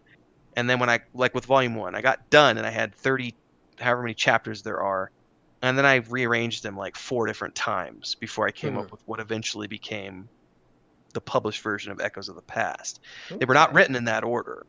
But that's what they became after I jigsawed the puzzles around, the pieces around. So it was kind of like that when we did that collaborative process. Okay. And it's the same with dungeons. And then like, It's still cool to know like the background and the creative process. Yeah, I don't I'm have it. So fascinated with that kind of stuff. I don't have it right now in front of me, but Def, you were on our Instagram the other day, and I'm pretty sure it's on our Instagram. There's a picture from our team meeting in Minnesota a couple years ago where John and I are sitting at the kitchen table there at that lake house, and we were literally drawing maps for Whitehall, Finglasmuir, like the major cities. Yeah. And those were just pencil drawn maps. And then he has since taken this program, which I can't remember off the top. I can't remember the name of it right now, but he's taken this program. He just shared it with me last week. He's taken this program and he's actually now taken those pencil drawn versions and mapped those out in this map program, which now gets handed off to Andrew, and Andrew can now create the first draft of each one of those cities. Gotcha. And then I can go in and then say, okay, so, and it's all gray boxed. So then I can go in and say, well, let's make that the bank, and let's make that building bigger, and let's have that be this and that be that, and that's that tavern, and that's this over here. And some of that stuff I've done in advance, and I can mark it on the map before he gets to it. But then he'll go back and then we'll have an iterative process where he'll do a draft of his own, get it back to me, I'll look at it, say what I like or don't like about it. He'll do what a I'm second getting draft. from all this is that you heard it here, folks. There's no maps in the game, but if you go to the Saga of Lucimia Instagram, you can find the maps so that way you can get around the city. Oh man! Real quick before we move on to the last couple things we got here, Scribbles would like to know if you guys have looked into publishing in China, Russia, or other parts of the world. Are you guys? I highly doubt we would because of all the censorship issues. Okay. I don't foresee that being something we will pursue. I don't want to have to deal with all of that stuff. So what are the target markets? Is it just the U.S. for this for now, or are you guys looking into other places too? It's definitely international, but just I'm not considering China a target market. China is not a target market because of all the issues with censorship, and there's like I think a 2 or 3 year waiting list right now to get your game approved. I think it was there was a game, PUBG just got approved like last month or something. Yeah, I remember talking to Def about something like that a year ago. You found out that they just got a game, and you're like, that game's been out for like 3 years. Yeah, it takes a long time to get your game approved by the censorship board. And they're only accepting a limited amount of applications nowadays, so it's just not worth it unless you're a game that's making hundreds of millions of dollars per year. And Russia is one of those markets where it's feasible. It's less restrictive than China, but there's a lot of issues that go into that. So the easiest answer to that question is I would be happy to talk to publishers who would want to work with us in these other markets. But from a personal perspective, from our own company, we're more than capable of handling the North American market, the European market, the Oceanic market, etc., the Latin American market. Those are not issues for us. There are some payment structure issues because Latin American example, this is where companies like Xsola come into play because people don't really use PayPal in Latin America like they do in North America. And a lot of people don't necessarily use credit cards. They'll go buy game time cards at like their local gas station or something. So you have to have another way to allow people to access your game as opposed to just PayPal, which is what we're currently using. So that's a big business strategy discussion that I don't want to get into other than to say China's not on my list. Russia is a very low priority item. Everything else we're capable of handling on our own. And you're not concerned about losing those potential large markets because the rest of the world, basically, right? I'm not worried about it at all. We're going to have more than enough subscribers just from English-speaking countries. I was about to say, you're going to have, you'd have to be really ambitious to the point if you're trying to capture every single market. I can also say this, though, without saying anything else, without breaking any NDAs. We have had multiple conversations with parties who could help us in those arenas if we wanted to pursue them. Okay, so it's not out of the question, but it's not something that we're going to pursue on our own. Gotcha. It's not going to be something we would do on our own at all. It's way too much of a headache. But it's one of those things where if we're getting to the point where we feel that it's worth partnering with someone and sharing an income stream with them, then we will partner with those people and let them handle all the management of it for us. And we just basically they get a cut of the profits at that point. But I'm very much against sharing my profits with anybody, which is why we're not ever going to be on Steam or any other platform that wants to take a revenue share from us, because fuck that. It's bad enough that I have to. I mean, I accept that I have to pay PayPal or any other third-party source for payment stuff. Like, you pay them for the cost of their service, and that's totally Right. acceptable. But this whole thought of giving a random, like, somebody 20% or 40% or 60% of my profit just because, like, Steam is the worst. Like, why would I give you 30% of my profit, and you don't give me any of the customer information, and you don't Right. let me control the comments, and you don't let me control the review trolls? Like, fuck that. Like, there's no way that's a good partnership for anybody, unless you're somebody who just, that's the only option you have because you don't want to deal with the headache of doing it on your own. But this is where my marketing background comes into play, because I've done multi-million-dollar marketing campaigns, and which is, it's slightly different in the travel space, but the same rules apply in terms of just how you get your product out there. Yeah, we're not paying other people to do things that we can do on our own and not have to basically, share the revenue. you don't need the selling point of Steam, which would be the exposure. You don't need that Correct. because you're confident that you can get it out there through other Oh, are you means. kidding me? I can spend, without diving into numbers. We had a company come to us the other day and quote us. It was a low six-figure number that they were going to charge us to do publicity for us. And I looked at those numbers and went, I can get those same numbers for less than $10,000. Mm-hmm. So you're selling me on something that's pure fucking bullshit at this point. Like, it's your That's marketing. so antiquated, right? Because I mean, social media marketing in and of Yes. itself, like I could sit down at my computer and market my product and have more of an impact than if I paid, like you said, somebody six figures to try to get my product out there by just putting a little bit of money into Facebook and Instagram marketing. Yes. and things like It's that. not just that. Like, we've got our affiliate program that we're kicking off. By the way, folks, if you want to support BattleAxTheater, there is an affiliate link in the description text below that you should totally go click on if you decide that you want to join our pre-order. If you decide that you want to join our early access and join our alpha stage 3, which kicks off on Friday at noon, use their URL, because that directly supports them. That's a good example of a low-cost marketing strategy that doesn't really cost us anything out of pocket, but helps you and helps us and helps anybody who's an affiliate with us in terms of the content creators. And I've been doing influencer marketing for a long time in the travel space, and that's why influencer marketing is like the number one form of marketing on the planet. But apart from that, yeah, social media marketing is, like, if you're not following Gary Vaynerchuk from VaynerMedia, you need to be following Gary Vaynerchuk. Gary's like, awesome, man. Gary is awesome. Like, I've followed his stuff for, I don't know, like a decade now, from the wine library and on. And I have like, literally, that guy he's a little over the top, but kind of like me sometimes.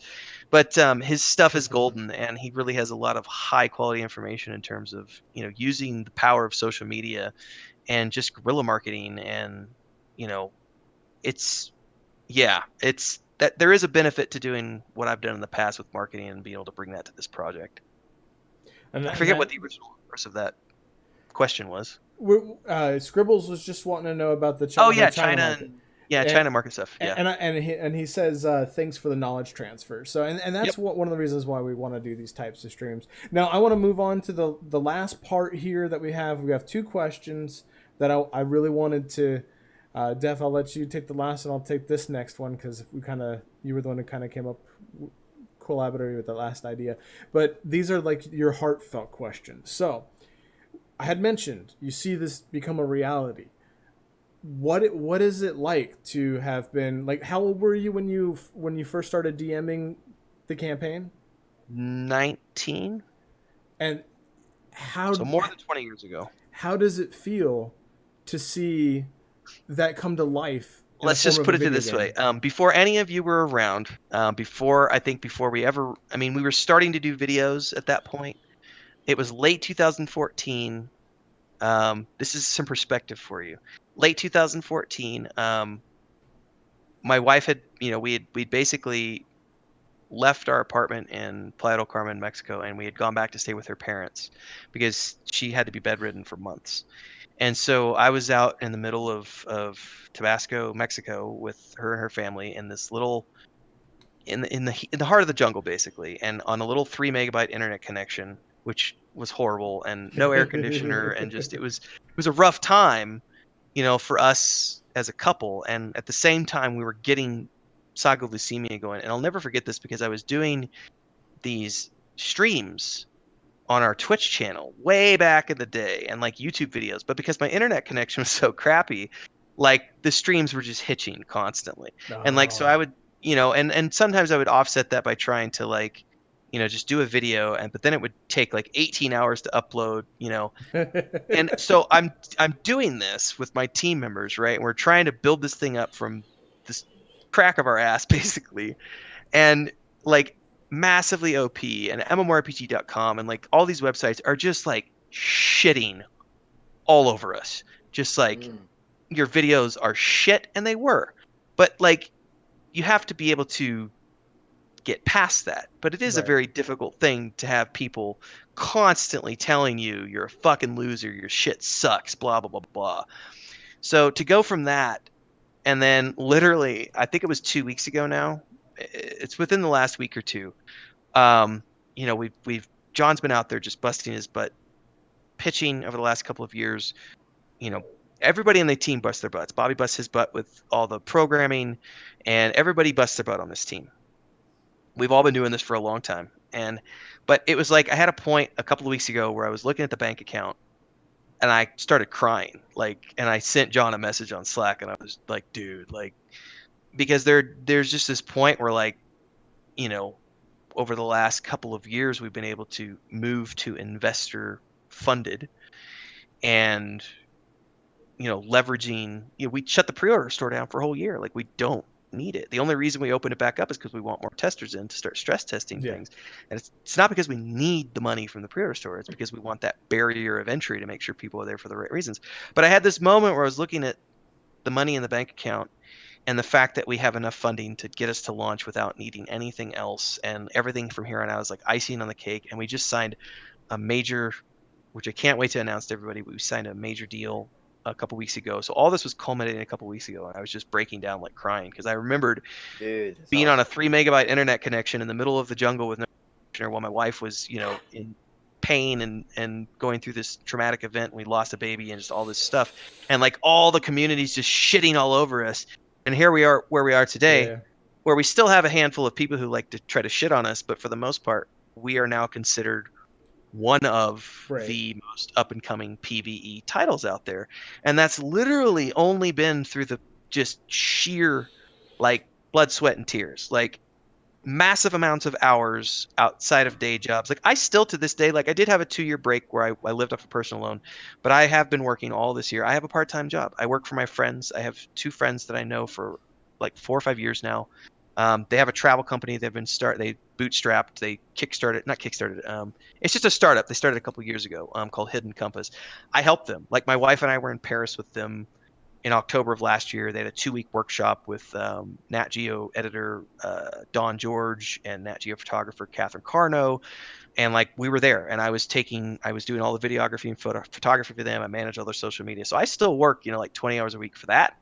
And then I still work another 80 hours a week on Saga Lucimia. So it's like, there's so much like that has gone into this project from a personal sacrifice level, which is why I kind of, on a slightly side note, I chuckled when I saw this Caspian fellow from from Chronicles of Lyria talking about sacrifice when they've been drawing salaries for the 4 years they've worked in this project. And because I've never drawn a salary, like, you want to talk about sacrifice, let's talk about 6 years of working for free on a project. Like, that's sacrifice, but the flip side to that is that we're in a very good position, and as long as things keep going the way they're going, we're those of us who have sacrificed, by the time we get to launch, it'll be 8 years. We will be very fairly compensated for those 8 years of putting in free time and blood, sweat, and tears into a project. way That's more awesome. than we would be compensated as hourly employees. But that's the benefit. That's the trade-off. Like that's why Yeah. you start a business. Like Elon Musk talks about this, and I really appreciate this because he gets a little offended when people call him an investor because he's not. He's like, no, like 100% of my wealth is in Tesla Yeah, and I SpaceX. saw that article. He's not as rich as people thinks because he has all that wealth invested in all his It's projects. all in his companies. Yeah. Like it's all in there, and like that's how we're doing things. Like 100% of us is in the company, and that's also why we were able to get investors because they saw that when we started reaching out to investors, we were 4.5 years in, I think 4 years in, 4.5 years in, and they were like, "Oh, you've got a prototype and you've built it up for free and you've done this, and you've sold pre-orders and you've raised this much and you've sold this. Wow, that's actually really impressive. Like, let's Yeah. talk, and it's like there's been a lot of Investors want to benefit see to that. They just. want to see that you believe in The your own work. product enough that you This can is put in why- the work. This Yeah. is why I saw the big boohoo in the State of Illyria post about how we couldn't convince investors and blah blah blah, and I'm like, because and this is me as an outsider, not being a part of their company structure, but I know from an outsider who never backed their project, I looked at it and said, everything you told me on Kickstarter is a fucking pipe dream. Like there's just this you've got this huge idea and you've got all this feature creep and feature like just creep everywhere. There's creep. Like investors look at that and they're like, what if you actually sacrificed for the company and not anything? Oh, and you're not really willing to give us anything in exchange for investing in your why would we want to invest with you at that point? Like there has to be a give and take. And so with us, thankfully we didn't have to sacrifice any of the creative control of the company, which is amazing because if we went with a publisher, we would. So we've retained 100% ownership of everything. We retain 100% creative control over everything. And it's literally it's kind of like movie financing. Like we have some amazing partners who are on board for the ride because they trust us based on what we've done and the hard work that we've put in to get here. Right. Not necessarily Yeah. just because of the product. And for Fat Slapper, just to I'm not answering his question. address the question, yeah, we don't talk specifics with regard to financials to our guests that we have on or will have on in the future unless they choose to disclose that. So, but I mean, if it's something that you're interested in doing and you want to develop Good a luck. game yourself, like give it everything you got, man, and just To put it into perspective, games of the size and scope that we're making, on the low end costs around $15 million. They can go from 15 to 30 million. Somewhere in that ballpark is what I can tell you. Now, I'm curious. This follow-up question. He wants to know who your investors are. You said something about you're going to be possibly making an announcement in the next few weeks or months. Are you going to be able to disclose who? No, we won't be Okay. disclosing. I don't think we're going to be disclosing who those people are, unless they're comfortable with it. We may. We've got some other things that are going on right now with some people that we're bringing on board who are industry veterans, which Okay. we're going to be making an announcement about that. But yeah, I don't think we're ever going to be divulging who our investors are. Yeah, it's just And the reason for that is because of fucking trolls. Really, literally that's what it comes down to. Because there are people out there who will swat your fucking house because they don't like you because you didn't patch the thing that they wanted you to patch. And I don't want our investors to have to deal with that kind of shit because we've got some crazy psycho out there who thinks that we didn't do the right thing with our game and they go hunt people down and shoot them.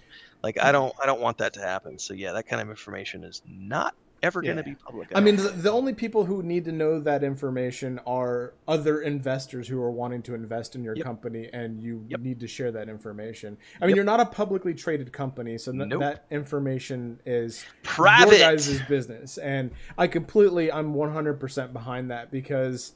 I mean, it might, if you had like a large investor, like let's say you had a big game company that was wanting to invest in you, or a big name from a lineage of game production backed you, like that might bolster some support from the community. But at the same time, I don't think you really need that because you're so genuine when you come on and you do these things, you do your own shows, you, like you said, you play with the community, you get out there and you build your own game. I think anybody that sees Saga of Lucimia should be able to see those fruits from those endeavors and say, this is a game that I want to get behind. It's not about the money, because you've already stated that you've got enough money to push the game to launch. So, I mean, that's the important thing, right? With the existing team, yeah. I mean, it's Yeah. the money we're raising right now, because we just signed 3 new investors this month. Well, are we in April yet? No, it's March. We signed 3 new people this month. Plus, we signed the big deal that we're going to be talking about later on. Yeah. I mean, it's all ongoing. And the nice point about where we're at right now is it's literally just polished people. Like, literally just today, we talked to Liz, who Liz used to work for us a couple of years ago. She worked for us about 8 months doing artwork and stuff. And then she got a lead from Naughty Dog to go work on Last of Us 2. And I was like, don't even fucking question that. Just go. And then she reached out to me today, and because Last of Us 2 is coming out, like a bunch of the Naughty Dog staff is now being let off of their contracts, and we're actually right now getting in the process of interviewing a bunch of people and possibly bringing on some of the people who are leaving that project, which is exciting because, you know, it's nice to be in a position where, despite what's going on in the world, we can actually hire people as opposed to lay people off. Yes, Liz is amazing, by the way. Liz was an amazing person to have on the team. We're sorry to have lost her, but we lost her for the right reasons. That was the important thing. Because literally she came to me and she's like, this thing just happened and I don't know how to bring it to you. And I was like, it's not even a question. Take the job. Like, it's Naughty Dog. Like, you know, it's great. Those are the best kinds of bosses, man, are the ones that actually give a shit about you as a person and want to see you grow. Because you never know, that shit could go full circle, and when you guys are in full swing, she could, you know, something could happen there and she could be like, yo, Tim. It's just like today. She sent me some great resumes for people I can reach out to for some key positions that we're hiring for. So it's like, that's awesome, because that kind of leads into the last question we have. Ask it, okay, so as Punk was saying earlier, you know, we indulge in gaming mainly on the weekends, and sometimes it's 4 or 5 o'clock in the morning, and we're delirious, and we have all these fun ideas, and like, bro, we should start a game, or what if this game had this, and what if this game had that? So what advice would you have for someone that has the same passion for MMORPGs that wanted to get into making an MMO, and they have, you know, like someone like me, for example? I have no experience, I have no background, but I understand the concepts. I have the passion for it, but where would I start? Man, that's a really good question, because we didn't have any experience when we started. But again, my benefit was that I had already run 2 businesses. So I knew everything I needed to know about business administration, project management, marketing, budgeting, legal, insurance, and all that stuff. You really need someone who can act as your project manager, basically. Andrew, thanks. Yeah, because literally I didn't have any hair. I think I started this project. I still had a shaved head. Maybe not quite at that point. I think I just started growing it out when we started the project. And I didn't have a beard back then. So, man, this is a tricky one, because the problem with most project managers is they're not going to want to work for free.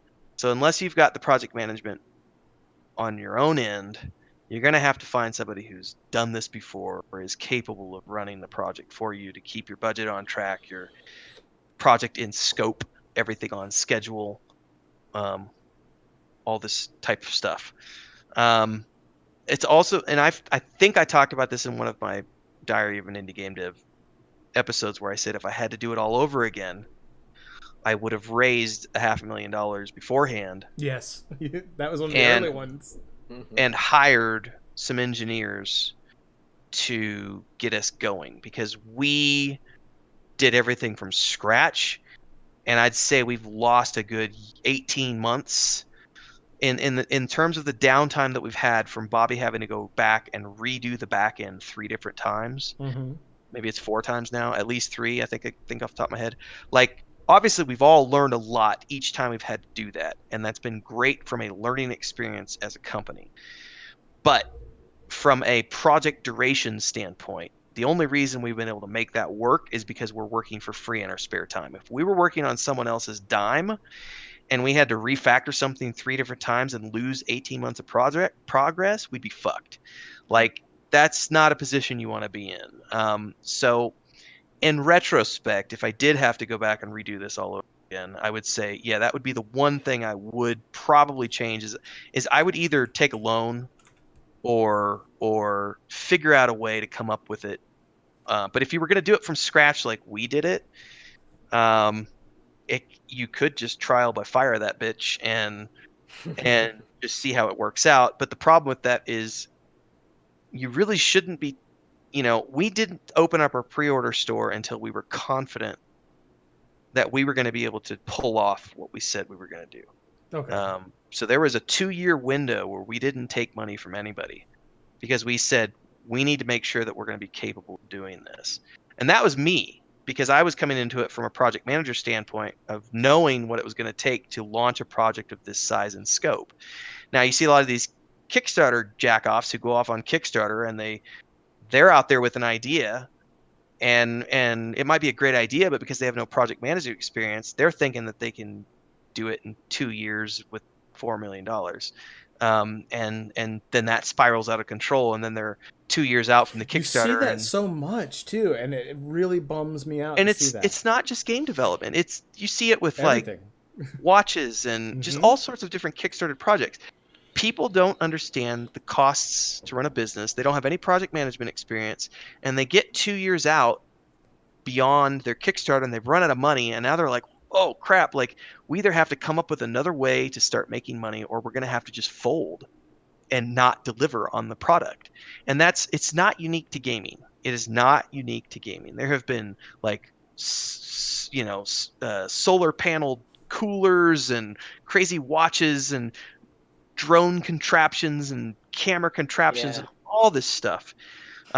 So again, to go back to kind of hopefully answer your question, it's really tricky unless you have a project manager who's capable of handling all, which thankfully I was the person who had that experience. And you really need like somebody who can do engineering. We were blessed in that at the very least, Alex, who's no longer with us, was able to get the base programming off the ground, and that eventually got us to we went through my friend from high school who was there for like 3 or 4 months and left, and then we had another guy who was with us for like 3 or 4 months and left, and we had another guy who was with us for like 3 or 4 months left, and then we got Richard and Bobby, and Richard and Bobby stuck, so they meshed with us well, and they have been with us now for like 4 years. So and it's just that thing, you have to be in a position where you can either financially eat it for the 3 or 4 years that it's going to require you to eat it, or be willing to work on it in your spare time outside of your day job, which again, this goes back to the Dave Grohl thing. You have to be willing to live in the back of the van and eat ramen noodles for 6 years and eat shit until you make it. And if you can do that, then regardless of your project, you will make it. But you have to be willing to do that. So it's very much like I tell you, Def, when we talk about entrepreneurial endeavors. Like, you have to flip that switch and just say, I'm going to do this. And I think having mentors and having experience with management in a way, like managing your own business or even just managing your money, like if you're good at money management, you figure out through a mentor how to utilize that to get this project off the ground, and then you put all your passion into it. And like if it's anything, like I left the workforce back in 2016 was when I quit my job at JP Morgan Chase, and it's just been a wild ride ever since. And you pick up skills as you go. Like you start off with, your skill set that you have had from your job or whatever your past jobs were, or in Ren's case, his previous business. But then you're able to build new networks. You're able to try new projects that then roll over into newer concepts, so you understand how to address things. Now, I'm curious, Ren, so financials aside, like if somebody wanted to see if they wanted to do it as kind of like a hobby level before they say, yeah, because before you decide to start a band, you pick up a guitar and write some lyrics and sing some songs to decide if you want to do it. Yeah, go ahead. That's kind of my perspective I'm coming from. Like I have the passion.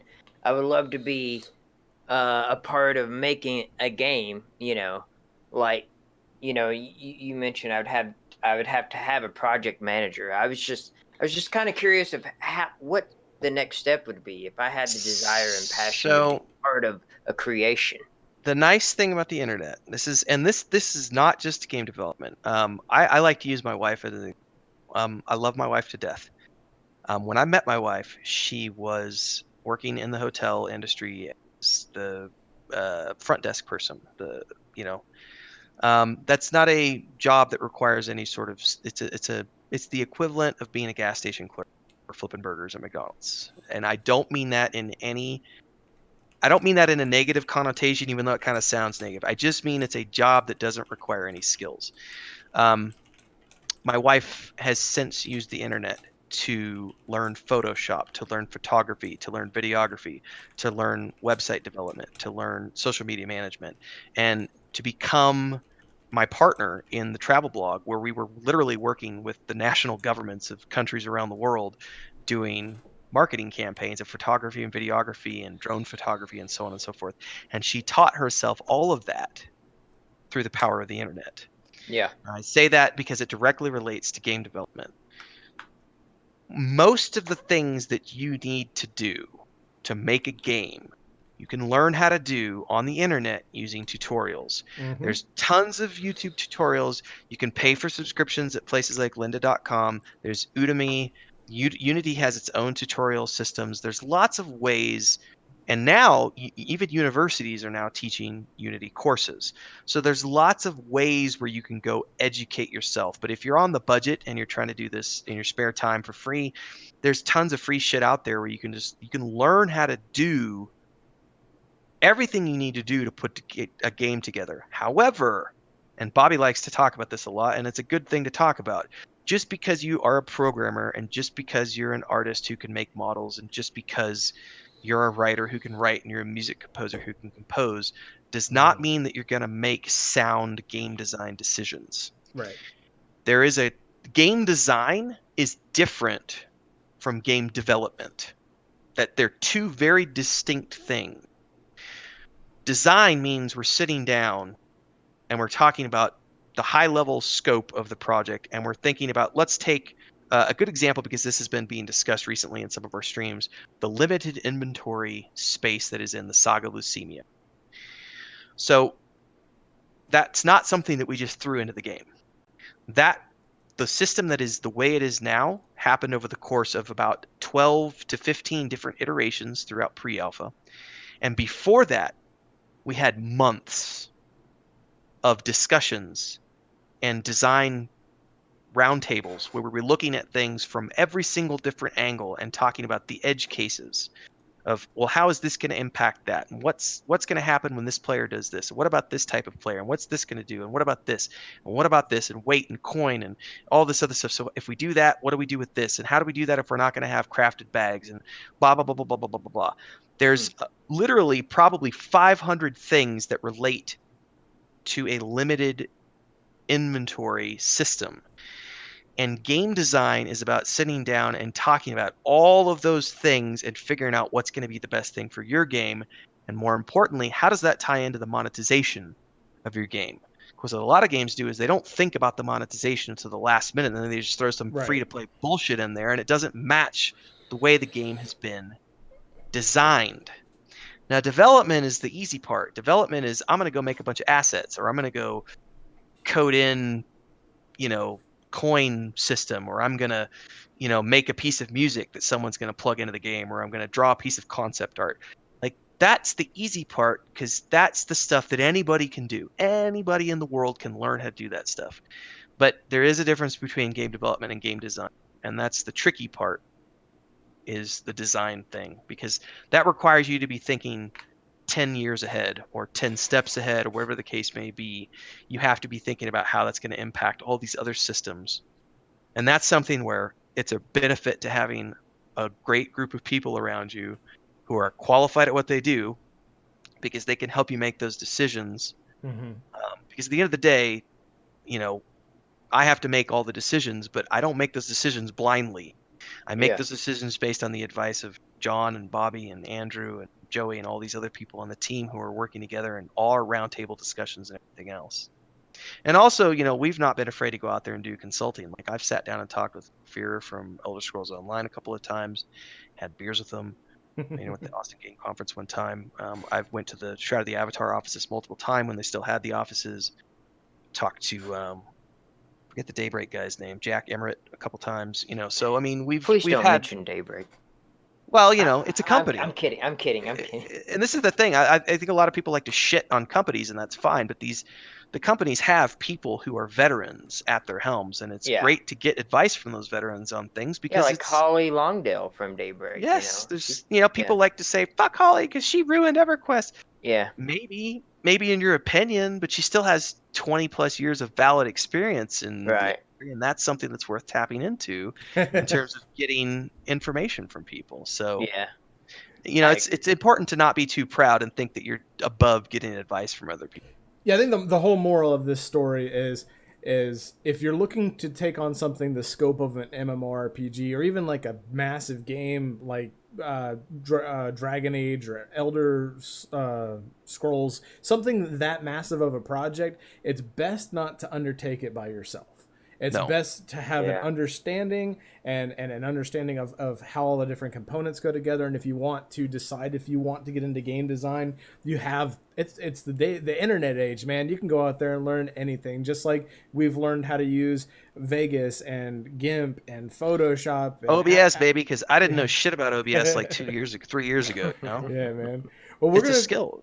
We're going to wrap things up here, guys. We appreciate everybody coming to hang out. Thanks again, Ren, for kind of talking through this. I know that some of this was a little bit different than what you have talked about in some of your own personal streams in the past. So I really appreciate you taking the time to answer these questions. No, I'm happy. It's actually a nice change of pace because I think I said last time, I was like, when you do these Q&As with people, most of the time, it's like doing press for a movie or any other project. You're answering the same questions over and over and over. Yeah. And over and over and over places, and you're happy to do it because it sells copies of the game. But it is nice to actually sit down and talk about stuff that's not related to the game itself. And I personally, I think this is the coolest show I've done in probably the last 2 years. Hell yeah, man. I do like to talk. No, I like to talk about the business side of things a lot. And that's something that you don't get to do a lot because most people are focused on, well, your graphics look like shit. When are you going to fix the graphics? And it's like, oh my God, it's an alpha product. Can you please stop harping on the graphics? We haven't polished the graphics yet. Yeah. Shut up. So it's nice to be able to talk about other stuff. One thing I've taken from the stream is, you really kind of hammer the point home. There's a lot that goes into making a game, and that sounds cliche. And you would think people would know that, but people are going to shit on your game and want you to do this and want you to do that, but not realizing how much work and how much effort and how much time and passion that you actually have to put into it, and that kind of drives me crazy. I'm just in it for the dollar bills, y'all. But for real, when I'm playing an MMO, I like to take it all in, Yes. Like I like to appreciate the atmosphere, the music, the dialogue, all that. That came up in one of my streams recently. Like somebody was complaining about not having a minimap, and I said, well, there's a lot of reasons we don't have the minimap, but one of the reasons is because it drove me nuts when I was playing Elder Scrolls for the first time, and I was in this beautiful dungeon, and I'm by myself, and it's like all this amazing artwork and books and set dressings are going on in this place. But instead of paying attention to all that and immersing myself in the world, I'm on an escort quest, and that fucker's booking down the hall, and I got to follow her or she dies. And so I'm not getting a chance to actually pay attention to any of this stuff that's in there. And also at the same time, if I'm in there with friends, they're only paying attention to the waypoint on their compass. Yep. And so this whole zone, which has probably hundreds of man hours in it by the time you've created it, done concept art for it, and done the iterations and the polish passes and the set design and everything else. And all that's gone to waste when someone blows through it in 90 seconds and they don't ever even see the cool script that was written on the wall. I know we're a little off on the deep end here because you're running out of time, but that's the kind of stuff where you're talking about being immersed in the game. That's what I really appreciate about games is being able to immerse myself in a fantasy world or a science Yeah. fiction world. And that's something Def and I talk about a lot, and I can understand why games wouldn't want to put in mounts. I can understand why, if they do want to put in land mounts in the future for veteran players to get around a little bit quicker because it's nothing new, then yeah, I can understand like certain means of fast travel, but eliminating like flying mounts because you still want people to still have to traverse. Like you look at a world like Guild Wars. Guild Wars is massive. Like if you actually look at the continents and the world of Tyria, it is huge. But there's like 15 waypoints in every zone, and you can click on it and teleport to the other side of the world instantly. But if you really think about it, like every one of those zones is extremely large. Like it doesn't feel like and you travel. have to explore those waypoints too. So you have to like go there and acknowledge, Dude, this topic for next time. Talk a little bit about fast travel. I think we might do that, guys. Stay tuned. Next week we're going to try to do some stuff on fast travel. In the meantime, if you're interested in supporting Saga of Lucimia, we got a nice, sexy link in the description. You can check them out. If you just want to see what Saga of Lucimia is all about, be sure to check out sagaoflucimia.com. Check out their Saga of Lucimia Twitch and Saga of Lucimia on YouTube. You guys also have a Twitter, Instagram. I mean, you got all them accounts things, so that's We's everywhere. just check them out. social media, man. That's what I'm talking As you've seen, Tim's super cool. The rest of the folks that we've worked with during the alpha tests are super cool. Not just the testers, but the developers as well.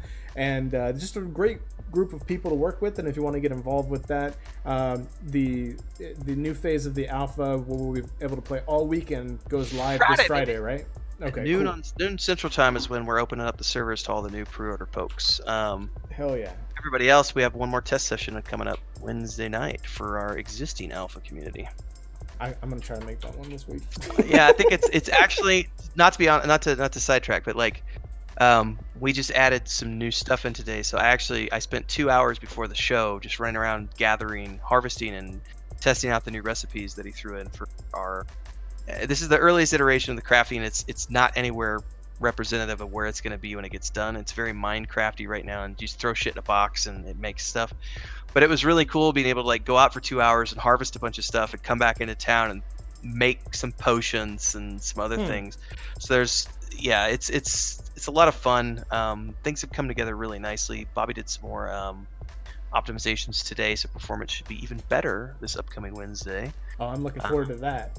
Yeah, it's been great. I mean, and it's fun too because I see, we've talked about the scope and size of the zone the last time we were talking, and I'm really excited to see people sink their teeth into that over this first weekend, because all I've ever shown in the streams has been the Newbie Valley. Like we've only ever done the Newbie Valley for a specific reason, because I don't want to show the rest of it off, because I want the new people to experience that for the first time. But guys like Adric and you guys who have been in the alpha for a while now, you've been able to go out there and like go to the bridge and see the other side, and go to the other stuff that's back in the corner and see that stuff that's up there on the top. And it's like, I'm excited to see that stuff. So some of that has been fleshed out for this weekend? Yes. Oh, yeah. I'm looking forward to it then.